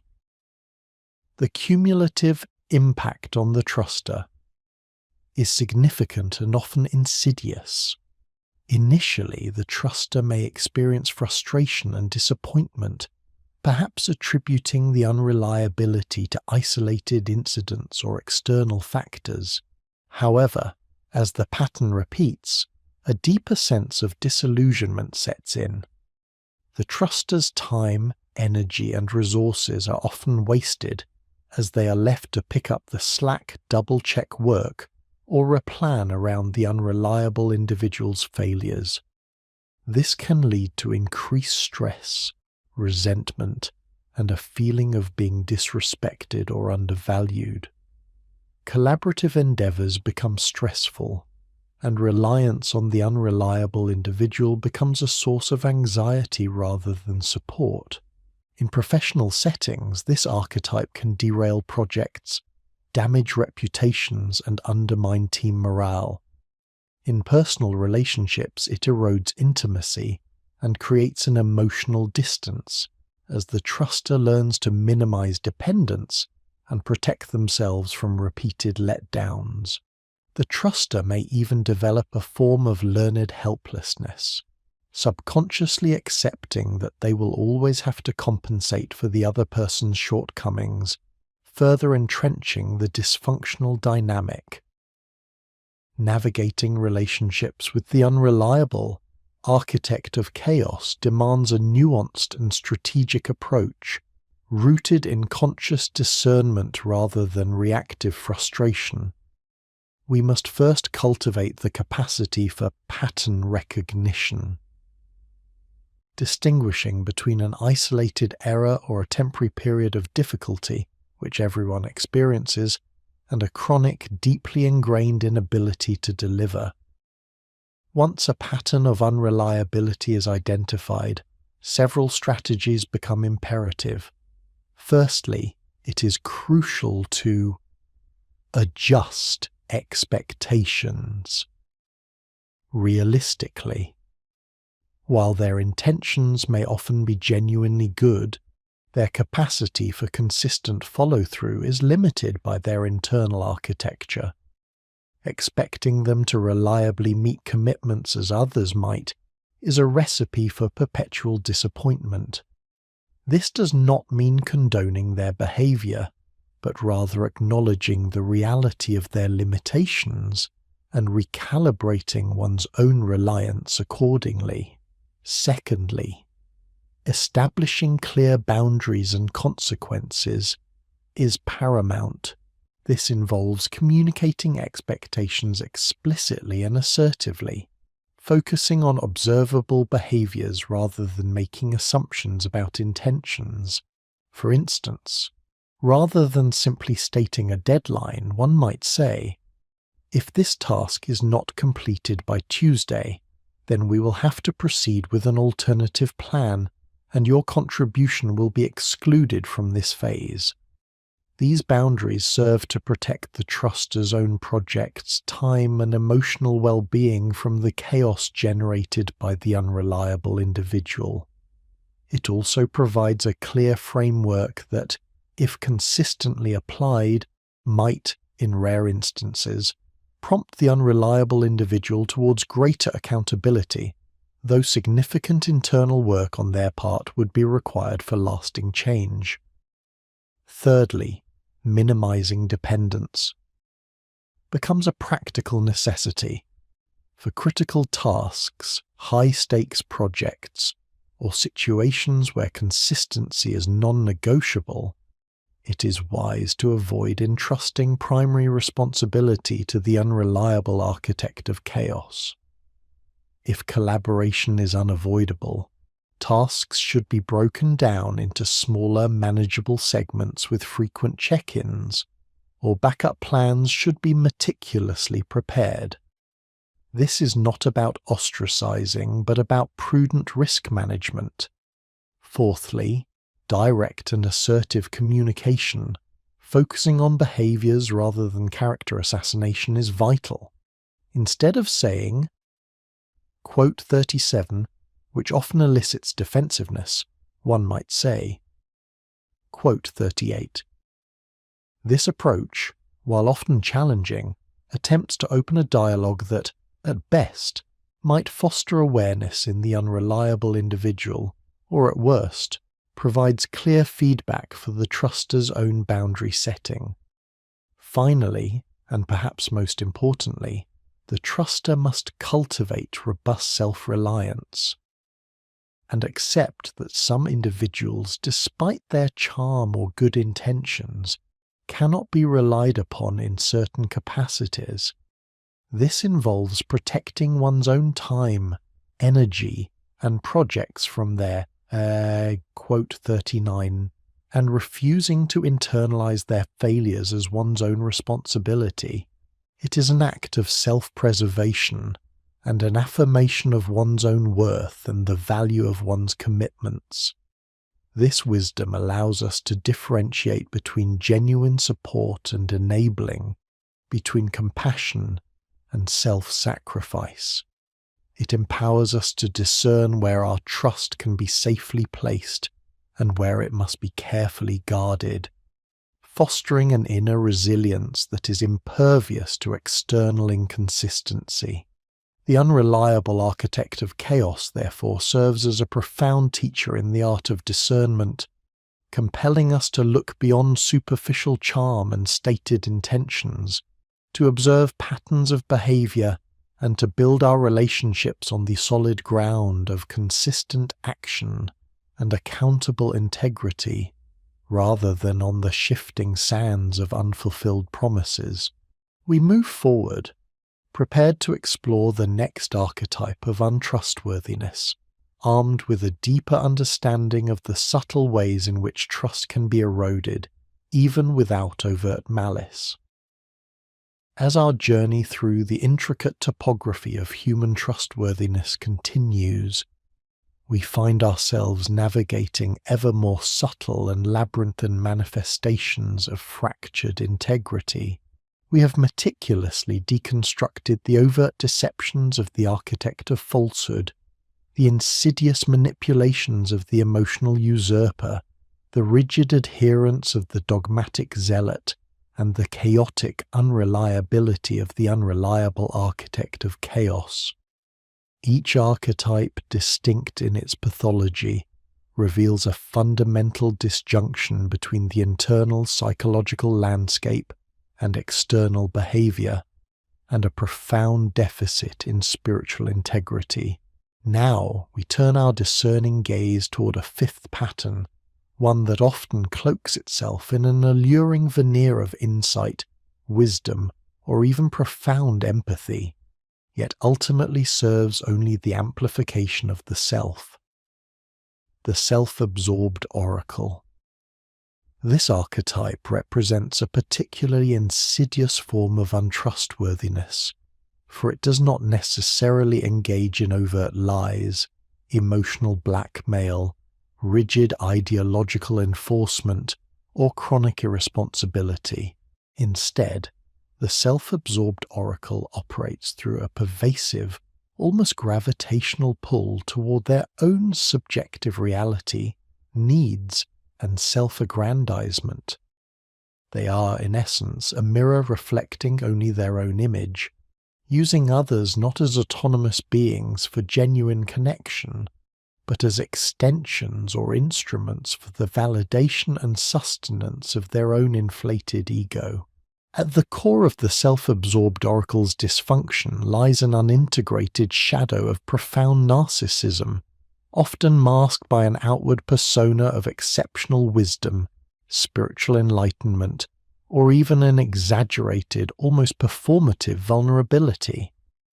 This persona is meticulously crafted to attract admiration, attention, and resources, be they emotional, intellectual, or material, from those who seek guidance, validation, or connection.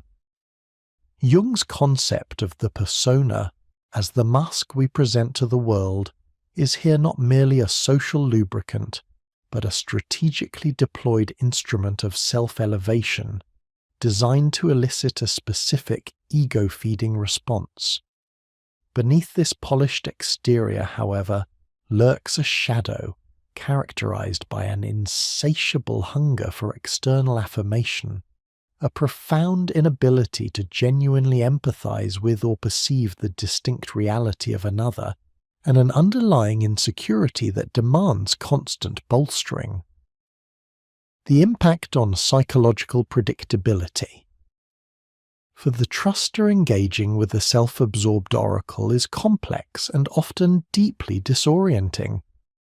Initially, the oracle may appear predictable in their consistent self-referential narratives, their unwavering belief in their own unique insights, or their seemingly profound pronouncements.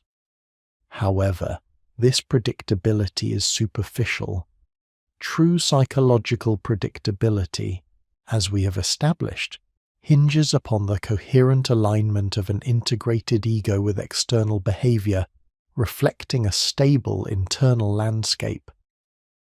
The self-absorbed oracle's internal landscape, however, is dominated by an oscillating, often desperate need for validation. Their truths, insights, or guidance are not derived from objective assessment or universal principles, but are fluid and malleable, subtly shifting to serve their immediate egoic requirements.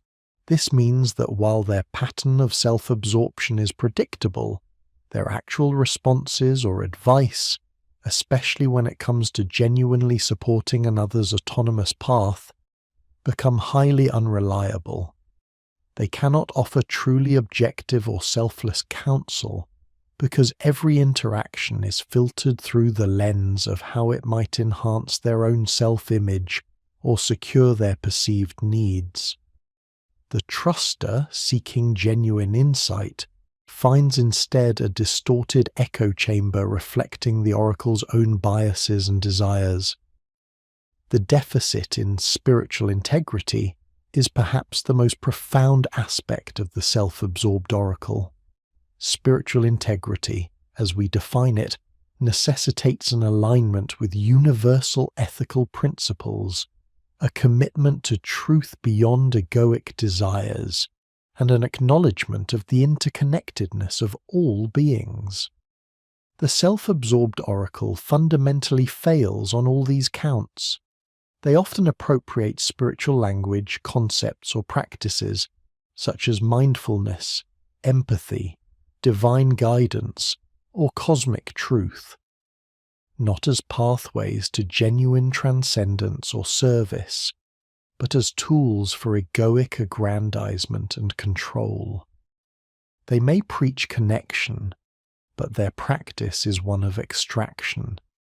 They speak of love, but their actions demonstrate a profound lack of genuine reciprocity.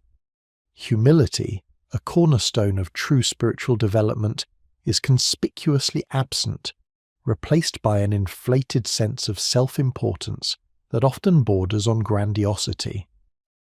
Their quote 43 becomes a gilded cage, trapping trusters in a cycle of dependency and self-doubt, rather than empowering them toward their own inner authority. The tactics employed by the self-absorbed oracle are manifold and often subtle. designed to maintain the focus squarely upon themselves and their perceived specialness. Monopolizing the narrative.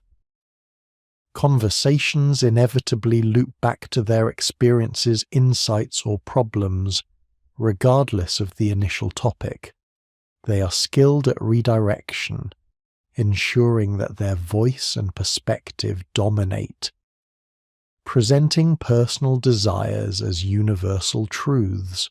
What they want, what they feel, or what serves them is often presented as a cosmic law, a spiritual imperative, or an undeniable truth, leaving little room for dissent or alternative perspectives. Performing vulnerability.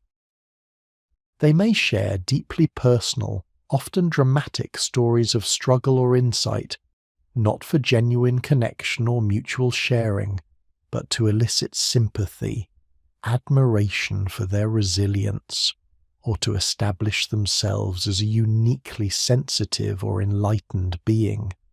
The vulnerability is a lure, not an invitation to reciprocal intimacy, demanding unilateral admiration and resources. They expect constant validation, praise, and often the uncompensated expenditure of others' time, emotional labor, or even material resources. Their needs are always paramount, while the needs of others are often dismissed, minimized, or simply overlooked. The guru complex. This archetype frequently manifests in self-appointed spiritual teachers, life coaches, or social media influencers who cultivate a cult of personality around their unique insights. They position themselves as the sole conduit of truth, discouraging independent thought or questioning. Dismissing dissent. Any perspective that challenges their self-narrative or perceived wisdom is met with dismissal, subtle invalidation, or even passive-aggressive punishment, e.g. withdrawal of affection, attention, subtle shaming. Lack of genuine curiosity.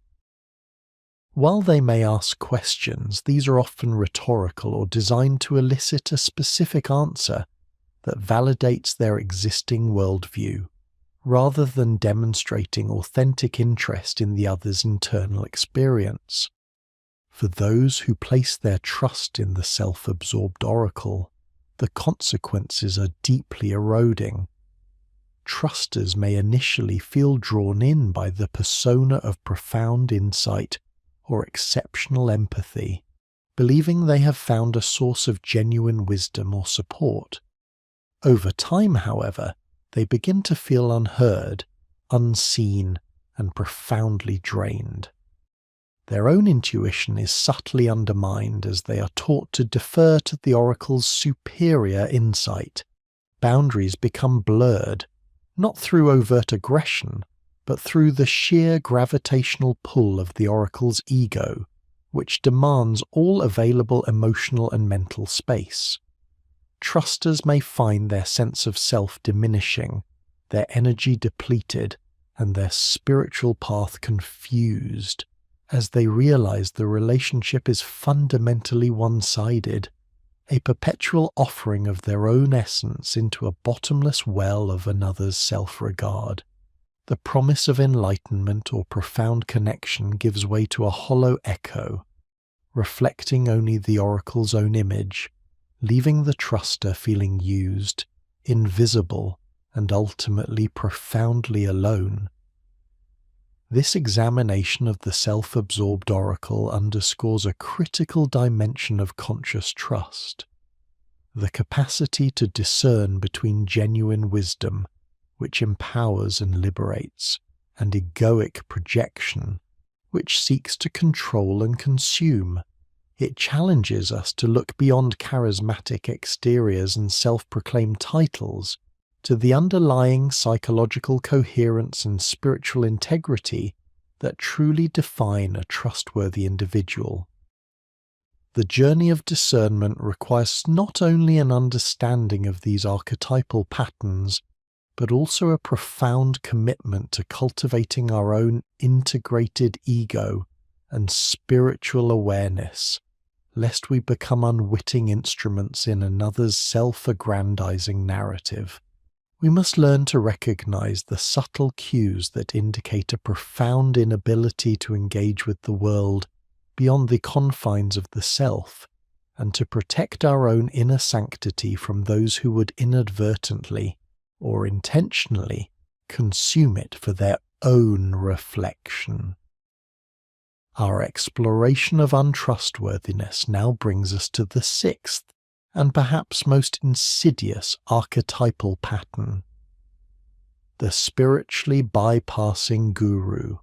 This figure, often cloaked in an aura of serenity, wisdom, or advanced spiritual attainment, represents a profound distortion of genuine spiritual insight, utilizing profound truths to sidestep the arduous, often painful, process of psychological integration. Unlike the self-absorbed oracle, whose primary drive is egoic validation, the spiritually bypassing guru's untrustworthiness stems from a fundamental misunderstanding or deliberate misapplication of spiritual principles, using them as a shield against personal accountability and the confrontation of their own unintegrated shadow. This archetype manifests as an individual who, while perhaps genuinely drawn to spiritual paths, has co-opted spiritual language and practices to bypass authentic emotional processing, ethical discernment, and the necessary psychological work of confronting their own egoic structures. They present a persona of non-attachment, unconditional love, or enlightened wisdom, yet their actions often betray a deep-seated fear of vulnerability, a subtle or not so subtle judgment of others, and an inability to engage with the messy, complex realities of human experience. They are masters of intellectualizing emotions, rationalizing harmful behaviors through spiritual doctrines, and projecting their unintegrated shadow onto the material world, or those deemed less evolved. The core psychological dynamic at play within the spiritually bypassing guru is a fractured ego-self axis, not necessarily due to overt malice, but rather a profound resistance to the ego-dissolving and ego-integrating processes that true spiritual transformation demands. They may have experienced genuine moments of transpersonal insight, but without the grounding psychological work, these insights become tools for ego inflation rather than pathways to humility and compassion. Jung's concept of the puer aeternus, or puella aeterna, can be particularly relevant here, manifesting not as disorganization but as a refusal to mature into the full responsibilities of the individuated adult, instead finding refuge in a perpetual state of spiritual childhood, where difficult emotions are dismissed as low vibrations and personal responsibility is externalized. The shadow, instead of being integrated, is often projected onto the unenlightened masses, material pursuits, or any challenge to their carefully constructed spiritual identity, from the perspective of psychological predictability. The spiritually bypassing guru presents a deceptive facade. They may appear predictable in their adherence to a specific spiritual dogma, their consistent use of uplifting jargon, or their seemingly calm demeanor. However, this predictability is superficial, rooted in a performance of spirituality rather than genuine internal consistency. When confronted with situations that demand authentic emotional engagement, ethical accountability, or a deviation from their prescribed spiritual script, their behavior can become surprisingly rigid, defensive, or even punitive. Their spiritual responses are often rote, lacking the nuanced wisdom that arises from true integration. We observe a pattern of avoiding direct confrontation, intellectualizing emotional distress, both their own and others, and a peculiar inability to genuinely connect with the suffering of others without framing it through a lens of spiritual judgment or simplistic solutions. This creates an inconsistency between their espoused ideals and their lived reality, making genuine trust impossible. Regarding spiritual integrity, the spiritually bypassing guru is profoundly lacking. While they may speak eloquently of universal love, compassion, and truth, their actions often betray a conditional application of these principles. Compassion may only extend to those who conform to their spiritual worldview. Truth may be selectively interpreted to support their narrative, and love may be a detached intellectual concept rather than an embodied, empathetic force. Their ethical framework is often highly personalized, rationalizing self-serving behaviors under the guise of quote 51 or quote 52 mems. There is an intrinsic ethical orientation missing, replaced by a performance of ethics that serves to maintain their elevated spiritual status. They might preach non-attachment while being deeply attached to their image, or advocate for radical forgiveness while harboring subtle resentments or judgments. This disconnect between rhetoric and reality is the hallmark of their spiritual untrustworthiness. The tactics employed by the spiritually bypassing guru are particularly insidious because they leverage the very language and aspiration of spiritual growth.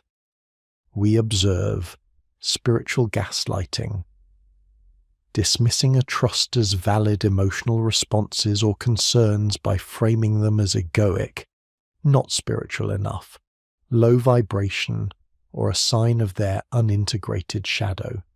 This invalidates the truster's reality and subtly pressures them into conformity. Avoidance of accountability through quote 57. Justifying questionable actions, broken promises, or emotional neglect by claiming they were guided by Percy, quote 58, quote 59, or a quote 60 that transcends mundane human ethics. This conveniently sidesteps personal responsibility. Intellectualization of emotion. Responding to expressions of vulnerability or pain with detached spiritual platitudes rather than genuine empathy. Quote 61, quote 62, or quote 63 are offered as solutions, effectively shutting down authentic emotional processing. Projection of shadow material as quote 64, labeling others' healthy anger as rage, their boundaries as resistance, or their legitimate needs as attachment, thereby projecting their own unintegrated shadow content onto the truster while maintaining their own enlightened facade. Demanding unconditional trust, faith, insisting that followers must simply trust the process or have faith in their guidance, discouraging critical inquiry or personal discernment, which undermines the truster's autonomous spiritual path. Spiritual materialism. Equating spiritual advancement with external markers like wealth, health, or specific experiences, thereby creating a transactional view of spirituality that can exploit trusters' aspirations for personal gain. The impact on the truster of the spiritually bypassing guru can be profoundly disorienting and damaging. Trusters may initially feel inspired and uplifted, drawn by the promise of spiritual liberation or profound wisdom. However, over time, they experience spiritual inadequacy and guilt, trusters begin to doubt their own intuition and emotional responses, feeling guilty for experiencing negative emotions or for not being able to transcend their human challenges as effortlessly as the guru appears to. Emotional stagnation. The consistent invalidation of their emotional reality prevents genuine emotional processing and growth, leaving them stuck in patterns they are spiritually advised to bypass. Erosion of personal discernment. The guru's insistence on their own elevated perspective can lead trusters to abandon their inner wisdom and critical thinking, becoming overly reliant on external spiritual authority. Alienation from authentic spirituality. The superficiality and conditional nature of the guru's love or compassion can lead to disillusionment not only with the individual, but also with spiritual paths themselves, fostering cynicism, chronic confusion, and cognitive dissonance. The gap between the guru's espoused ideals and their actual behavior creates a constant state of confusion, making it difficult for the truster to reconcile what they are told with what they observe and feel. Navigating interactions with the spiritually bypassing guru demands a heightened level of self-awareness and a firm grounding in one's own internal compass. Our strategies for discernment and navigation include cultivating emotional literacy and acceptance, prioritizing the acknowledgement and healthy processing of all emotions, understanding that true spiritual growth integrates, rather than bypasses, the human emotional spectrum. We must recognize that spiritual solutions that demand the suppression of valid emotions are fundamentally flawed. Embracing critical discernment. Applying a rigorous yet compassionate lens to all spiritual teachings and teachers. Does the wisdom offered align with observable reality? Does it promote genuine humility and accountability, or does it rationalize egoic behavior? We must question, inquire, and test principles against our own lived experience and ethical intuition. Prioritizing embodied spirituality. Recognizing that genuine spiritual integrity is demonstrated through consistent, compassionate, and accountable action in the world, not merely through eloquent words or serene appearances. Look for congruence between what is preached and what is practiced in everyday life. Establishing energetic and psychological boundaries. Protecting one's emotional and spiritual space from invasive or invalidating spiritual rhetoric. This involves recognizing when, quote 77, is actually a form of manipulation or projection, and consciously disengaging from such interactions. Trusting your inner authority. Reaffirming the primacy of one's own inner wisdom and ethical compass. True spiritual guidance empowers the individual to find their own truth, rather than demanding adherence to an external authority. If a teaching or teacher consistently undermines your intuition, it is a significant red flag. Seeking integrated mentorship. Gravitating towards guides who demonstrate not only spiritual wisdom, but also profound psychological integration, humility, and a willingness to engage with their own shadow and vulnerabilities. These individuals embody the journey, not just the destination. The spiritually bypassing guru, therefore, serves as a crucial reminder that the path to genuine trustworthiness, both in ourselves and in others, is one of continuous integration of mind, body, and spirit. It is a path that embraces the fullness of human experience, including its shadows and complexities, rather than seeking to bypass them through an illusory ascent. This archetype underscores the profound importance of discerning between authentic spiritual integrity and its sophisticated counterfeits, urging us to cultivate a wisdom that is both discerning and deeply rooted in embodied compassion. Having meticulously deconstructed these 6 archetypal patterns of untrustworthiness, we now possess a comprehensive framework for understanding the diverse ways in which trust can be compromised. Our next endeavour will be to ground these theoretical constructs in the tangible realities of our contemporary world.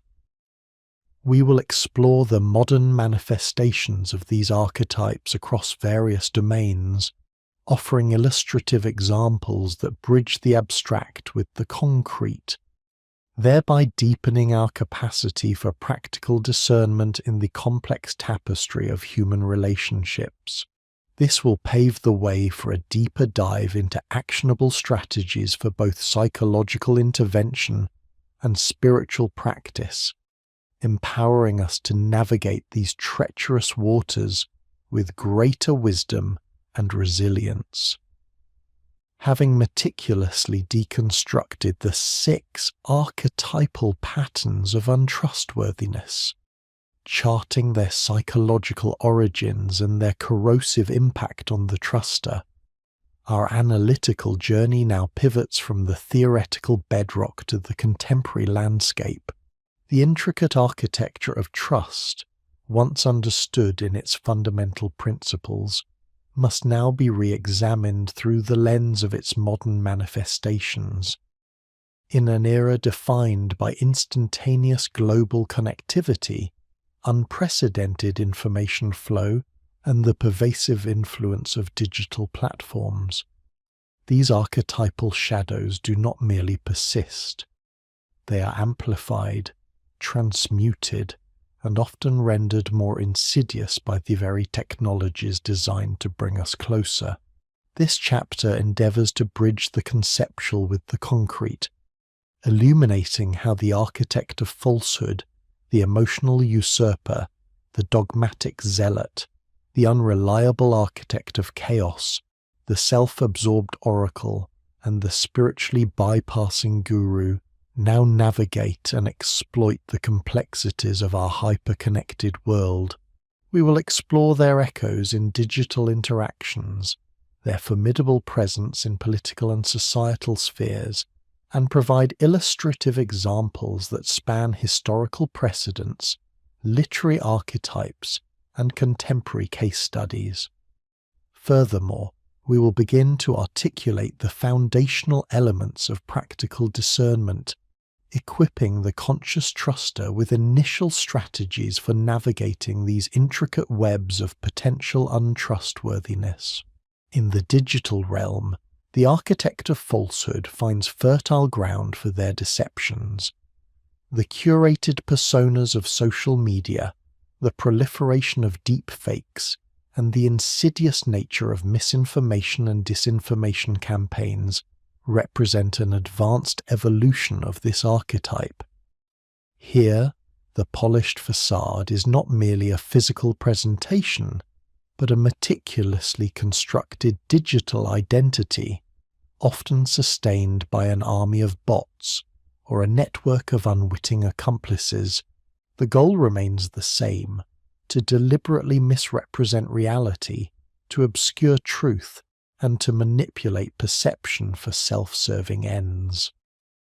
We witness this in the deliberate propagation of conspiracy theories designed to erode public trust, in catfishing scams that build entire relationships on fabricated identities, and in the carefully curated, often unattainable lifestyles presented by influencers who sell an illusion rather than an authentic experience.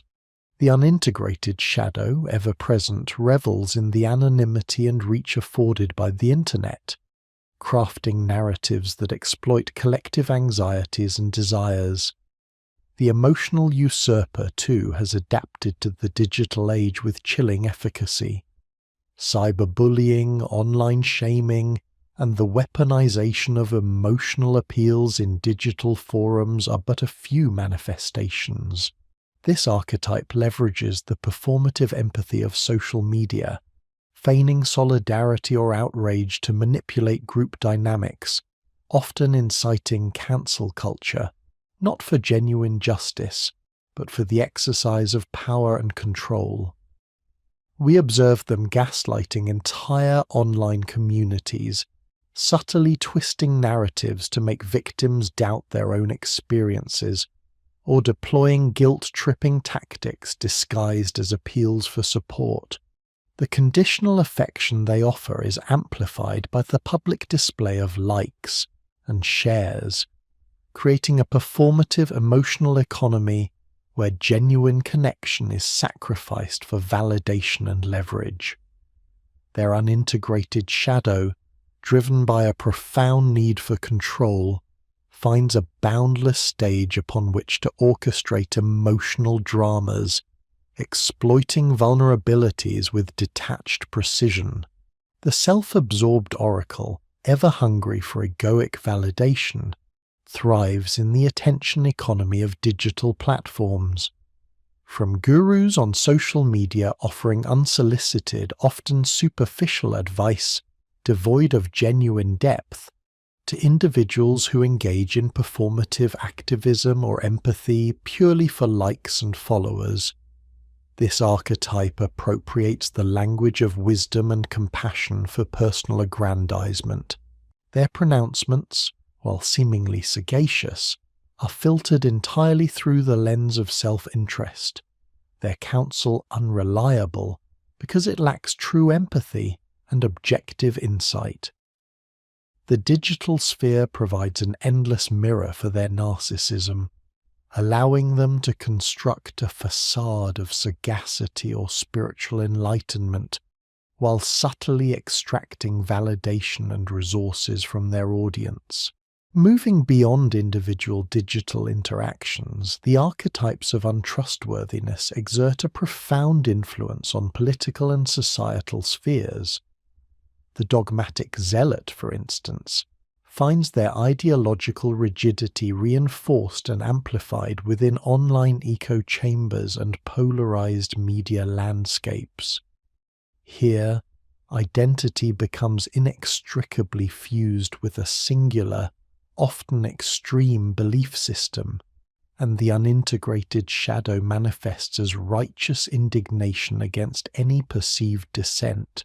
We see this in the relentless pursuit of ideological purity within political movements, the unforgiving nature of certain aspects of cancel culture, where deviation from a prescribed dogma results in public ostracization, and the rise of authoritarian figures who demand unquestioning loyalty, sacrificing universal ethical principles for the sake of their specific agenda.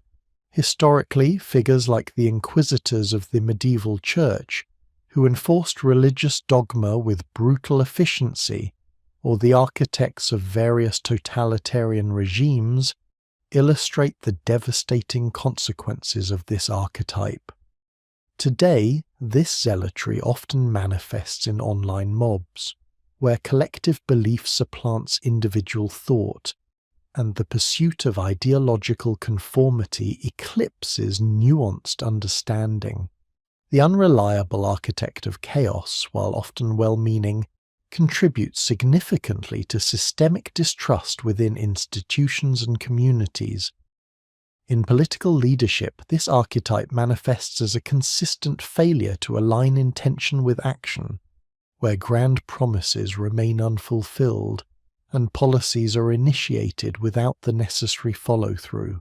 We observe this in the cyclical nature of political campaigns built on ambitious but ultimately empty pledges, or in the bureaucratic inefficiencies that plague public services, eroding citizens' faith in governance. The underdeveloped ego and the young "84" shadow of this archetype lead to a lack of consistent execution, compromising not only psychological predictability, but also the spiritual integrity of honoring commitments. Consider historical examples of leaders whose reigns were marked by indecision and inconsistency, or contemporary organizations plagued by disorganization and a failure to deliver on their stated missions, leading to widespread disillusionment. Perhaps most subtly pervasive is the spiritually bypassing guru, whose influence extends deeply into contemporary wellness movements, spiritual communities, and even corporate culture. This archetype employs spiritual truths and practices, mindfulness, positive affirmations, non-duality, not for genuine psychological integration or accountability, but as a sophisticated means to avoid shadow work. They present a serene, often charismatic facade, projecting an image of enlightened detachment, yet they become rigid and defensive when challenged, revealing a fractured ego-self axis. Historically, figures like Jim Jones, who leveraged spiritual authority to control and exploit his followers, culminating in the tragedy of Jonestown, serve as extreme cautionary tales.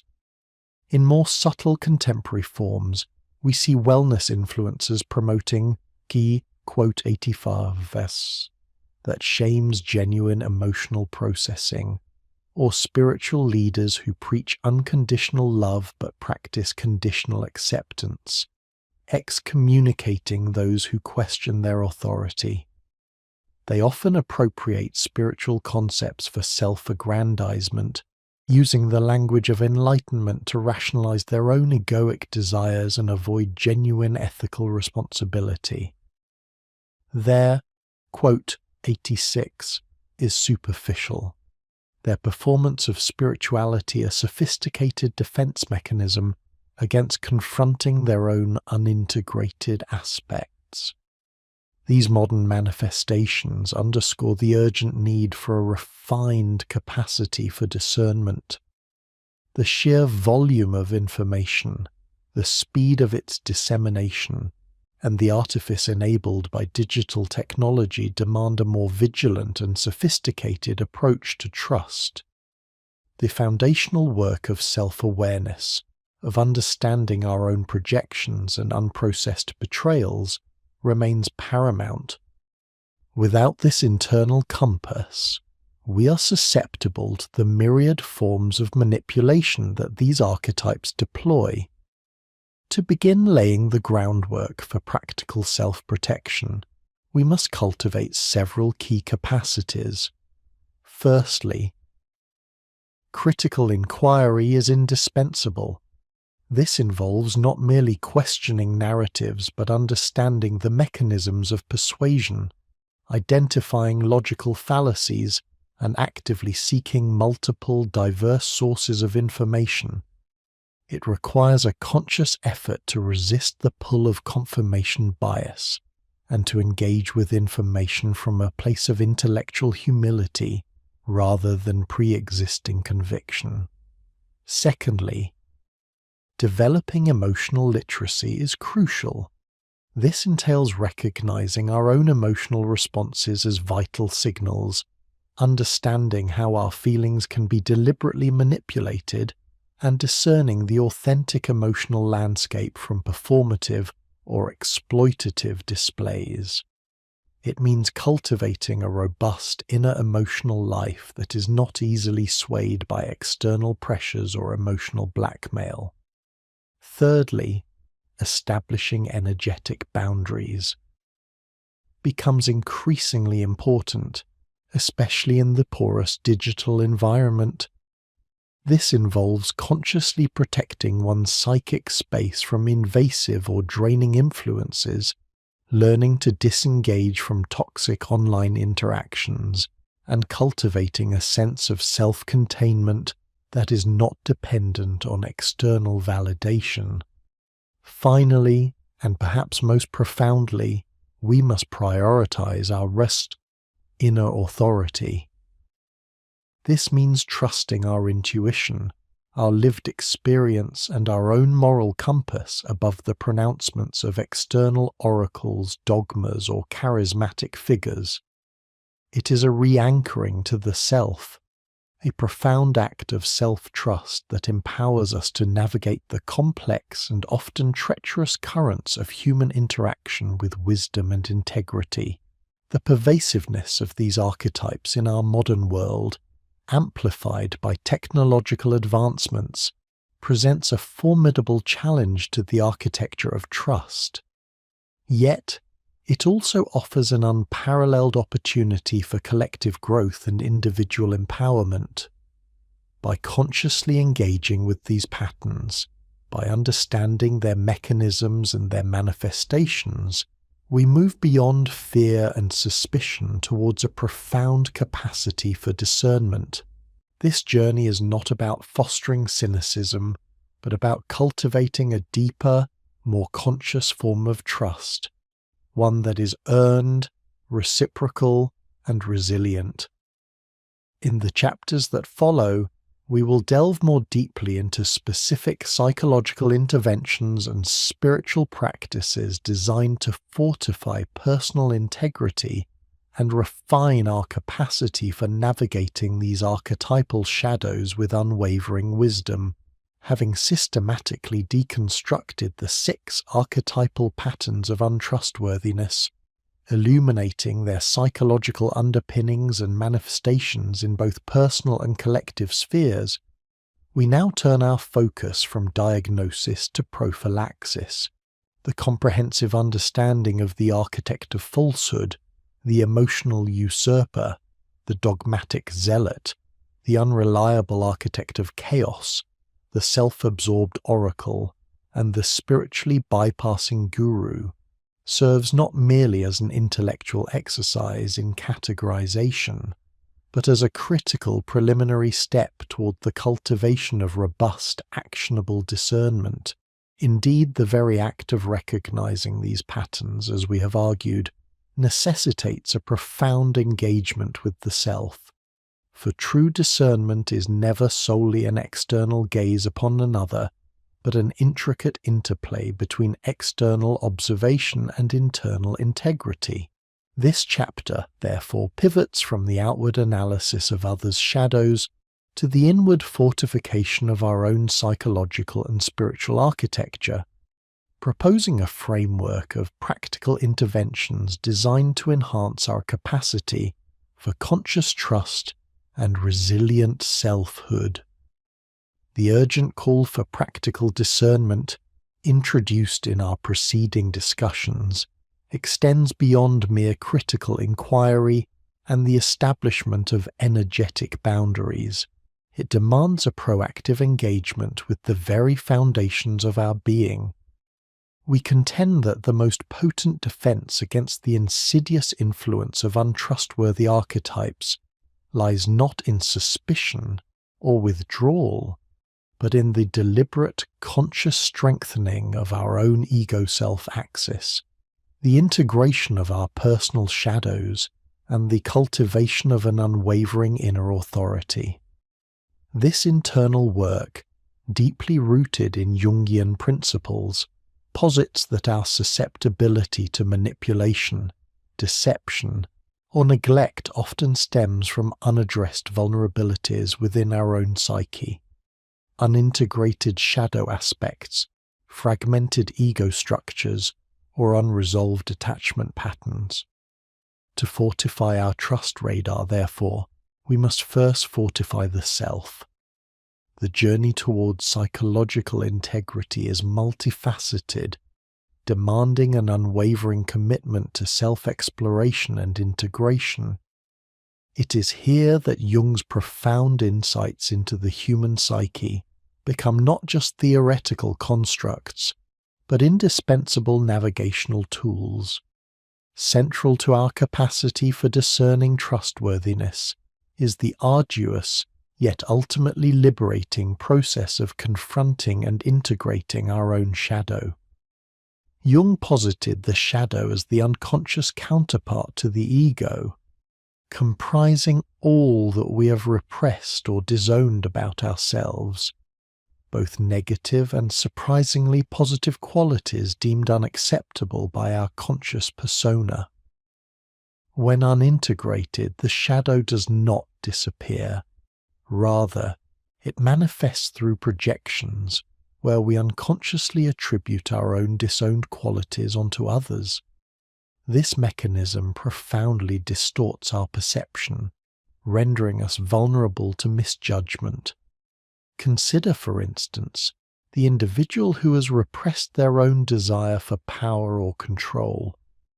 They might be acutely sensitive to, and perhaps even overly suspicious of, perceived manipulation in others, yet paradoxically fall prey to the quote 94, who subtly exploits their underlying need for external validation or approval. Conversely, an individual who has disowned their own capacity for deception might repeatedly be blindsided by the quote 95M, unable to recognize the cunning in others because they deny its potential within themselves. The work of shadow integration, a lifelong endeavor, involves consciously acknowledging, accepting, and gradually assimilating these disowned aspects. Through practices such as active imagination, dream analysis, journaling, and introspective reflection, we begin to differentiate between what truly belongs to another and what is merely a projection of our own unconscious content. This process diminishes the quote 96 that untrustworthy individuals often exploit, enabling a clearer, more objective assessment of character. By understanding our own potential for shadow expressions, we develop a deeper, more empathetic, yet simultaneously more discerning understanding of the human condition, including its darker aspects. This does not foster cynicism. Rather, it cultivates a grounded realism that is less easily swayed by superficial appearances or manipulative tactics. A robust and integrated ego, functioning in alignment with the self, is the bedrock of psychological predictability within the individual and, by extension, the foundation for discerning it in others.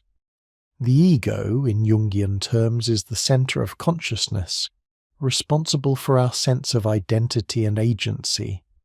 The self, conversely, is the totality of the psyche, encompassing both conscious and unconscious, the regulating center that provides meaning and coherence.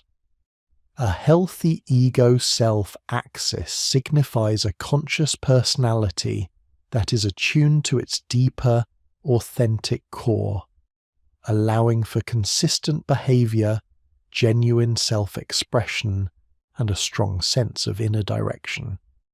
When the ego-self axis is fragmented or underdeveloped, the individual may exhibit behaviors akin to some of the untrustworthy archetypes themselves.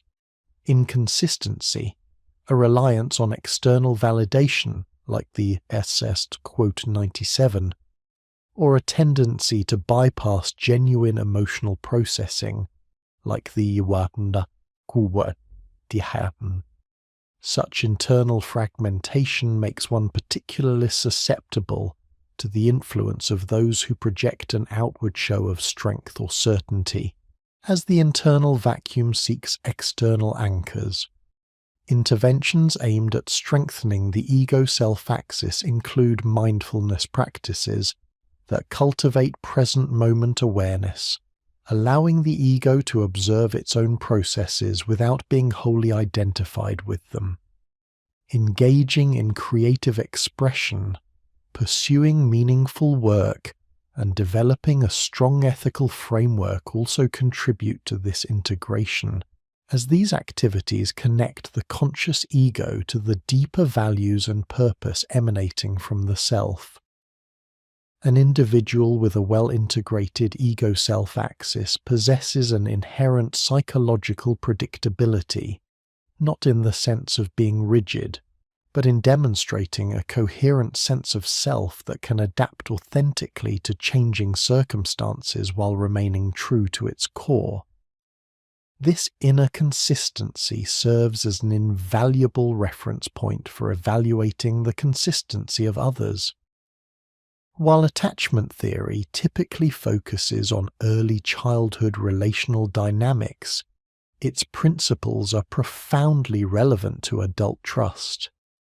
Insecure attachment patterns, anxious, avoidant, or disorganized, often manifest as a heightened vulnerability to the very archetypes we have explored. Anxious individuals might cling to the quote 99, perpetually hoping for consistency. Avoidant individuals might inadvertently push away genuine connection, leaving space for the quote $100 to fill. And disorganized individuals might oscillate between fear and desire, making them susceptible to a wide range of manipulative dynamics. The crucial insight here is that while our early attachment experiences shape our initial relational blueprints, these patterns are not immutable. Through conscious psychological work, we can cultivate secure attachment within ourselves. This involves developing a robust capacity for self-soothing, self-regulation, and self-compassion, effectively becoming the secure attachment figure we may not have had in childhood. Therapies such as internal family systems, IFS, which addresses different quote 101 of the self, or schema therapy, which targets deeply ingrained maladaptive patterns, can be particularly effective in this regard. When we develop an internal secure base, our need for external validation or consistent reassurance diminishes. We become less prone to projecting our unmet attachment needs onto others, thereby reducing our vulnerability to those who would exploit such needs. Our ability to set healthy boundaries, energetic and otherwise, is significantly enhanced, as our self-worth is no longer contingent upon the approval or presence of others. This internal shift allows us to approach relationships from a place of wholeness rather than deficit, fostering genuine connection while simultaneously enabling clearer discernment of those whose intentions are less than honorable. Emotional literacy extends beyond merely identifying feelings. It encompasses understanding their origins, their physiological manifestations, and developing adaptive strategies for their regulation. The Jag successor quote 102, for instance, thrives on the inability of others to recognize or manage their own emotional states, often leveraging guilt, fear, or a desire for belonging to exert control. Similarly, the sus quote 103 often preys on individuals who lack the emotional tools to process discomfort, offering superficial spiritual platitudes as a substitute for genuine psychological work.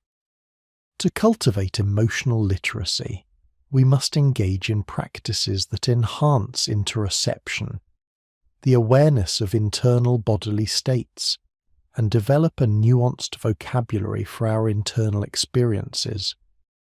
Mindfulness-based stress reduction, MBSR, emotion-focused therapy, and even expressive arts therapies can significantly contribute to this development. The ability to sit with uncomfortable emotions without being overwhelmed, to understand their transient nature, and to respond rather than react, is a powerful shield against emotional manipulation. This capacity allows us to distinguish between authentic emotional resonance and performative displays, between genuine concern and strategic emotional coercion. When our inner emotional landscape is well mapped and regulated, we are less likely to be led astray by the emotional tide stirred by others. Finally, The psychological fortifications must include a rigorous commitment to cognitive clarity and critical thinking.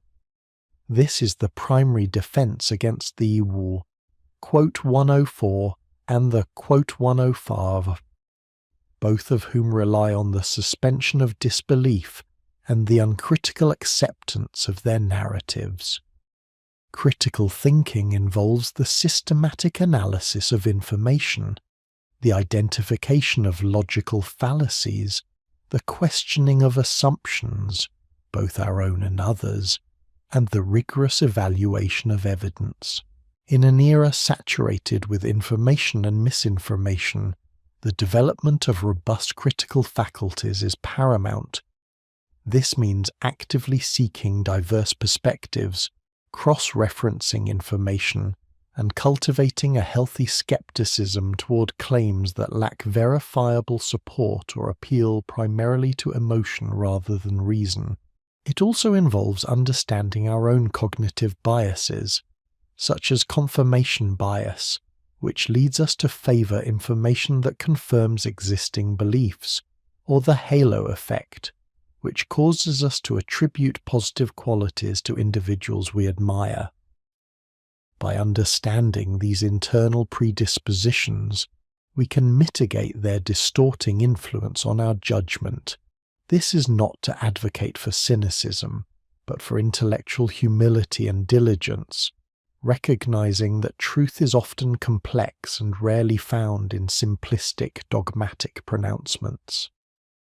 Beyond the psychological fortresses, the cultivation of spiritual discernment provides an indispensable inner compass, aligning us with universal principles that transcend egoic desires and societal pressures. This dimension of integrity provides a moral and ethical bedrock against which the actions and intentions of others can be measured. Spiritual integrity, as previously defined, hinges upon an alignment with universal ethical principles: truth, compassion, justice, respect, and reciprocity. This grounding offers an unwavering moral North Star, allowing us to evaluate actions not merely by their superficial appeal or immediate benefit, but by their deeper resonance with these timeless values. The dogmatic zealot, for instance, often operates from a conditional morality, where ethical principles are selectively applied or distorted to serve a particular ideology. The spiritually bypassing guru may invoke spiritual truths while simultaneously engaging in actions that are deeply unethical or exploitative. To cultivate this ethical grounding, we must engage in continuous reflection on our own values, examining their origins and their practical application in our lives. This involves a conscious commitment to living in accordance with these principles, even when it is challenging or unpopular. Practices such as ethical contemplation, examining moral dilemmas, and engaging in service to others can deepen this alignment. When our own ethical framework is robust and consciously held, we are far less likely to be swayed by the distorted moral logic of those who would seek to impose their conditional truths upon us. Our inner compass becomes a reliable arbiter, signaling dissonance when confronted with actions that violate universal human dignity or integrity. Jung placed significant emphasis on intuition as a legitimate function of consciousness, a way of perceiving possibilities and underlying patterns that are not immediately accessible through sensory perception or rational thought. Spiritual discernment profoundly relies on cultivating and trusting this inner knowing, distinguishing genuine intuition from egoic desires, fears, or unexamined biases. The self-absorbed oracle and the spiritually bypassing guru often present themselves as possessing superior insight, encouraging others to externalize their authority. Reclaiming our own inner authority is therefore paramount, Developing intuition requires practices that quiet the incessant chatter of the ego and attune us to the subtle whispers of the self. Meditation, contemplative prayer, spending time in nature, and engaging in creative solitude can all enhance this capacity. It also involves a courageous commitment to listening to and honoring our gut feelings, even when they contradict rational expectations or external pressures. This is not about abandoning reason, but about integrating it with a deeper intuitive intelligence. When we trust our inner authority, we become less dependent on external validation or expert pronouncements, empowering us to discern truth directly rather than relying on another's interpretation. A crucial aspect of spiritual discernment, particularly when navigating untrustworthy individuals, is the cultivation of compassionate detachment. This is not indifference or coldness, but the ability to hold space for another's suffering or shadow expressions without becoming enmeshed in their dysfunction or enabling their harmful patterns. The quote-away thrives on enmeshment, blurring boundaries and leveraging emotional dependency. The quote can drain resources and energy if boundaries are not clearly established and maintained. Compassionate detachment requires a profound understanding of where one's responsibility ends and another's begins. It involves recognizing that while we can offer support and empathy, we cannot, quote, another person, nor are we responsible for their choices or their unintegrated shadows. Practices such as setting clear energetic and physical boundaries, asserting our needs respectfully, and discerning when to step back from a relationship that consistently violates our integrity are essential. This form of detachment is rooted in self-respect and an understanding of universal interdependence, recognizing that true compassion often involves allowing others to experience the natural consequences of their actions, while still holding them in a space of goodwill. It is a love that empowers rather than enables, preserving our own integrity while refusing to be complicit in another's self-destruction or harmful patterns. Finally, spiritual discernment is characterized by a profound sense of humility and a commitment to continuous learning. The dogmatic zealot embodies the antithesis of this, clinging to rigid certainty and rejecting any information that challenges their worldview. True wisdom recognizes the vastness of the unknown and the inherent limitations of human understanding. It acknowledges that our perspectives are always partial and subject to revision. Cultivating humility involves a willingness to admit when we are wrong, to revise our beliefs in light of new evidence, and to remain open to the myriad ways truth can manifest. It means approaching life with an attitude of inquiry and wonder, rather than fixed dogma. This openness, paradoxically, strengthens our discernment, as it prevents us from becoming intellectually rigid or spiritually complacent. It allows us to engage with diverse perspectives without losing our grounding, to learn from others without abdicating our inner authority.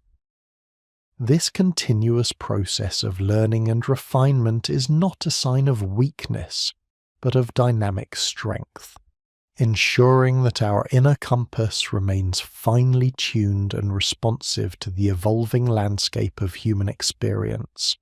The psychological and spiritual interventions outlined herein are not disparate practices, but rather deeply interconnected facets of a holistic framework for cultivating discernment and fortifying personal integrity.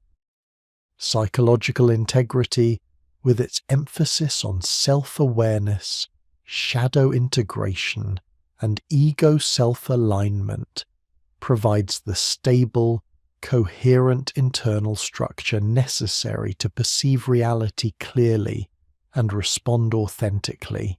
Spiritual discernment, with its focus on ethical grounding, intuition, and compassionate detachment, provides the moral compass and profound wisdom required to navigate complex relational dynamics with grace and unwavering integrity. To trust consciously and wisely is to embark upon a lifelong journey of self-discovery and self-mastery. It is to recognize that our capacity to discern trustworthiness in others is inextricably linked to our own internal state of integration and alignment.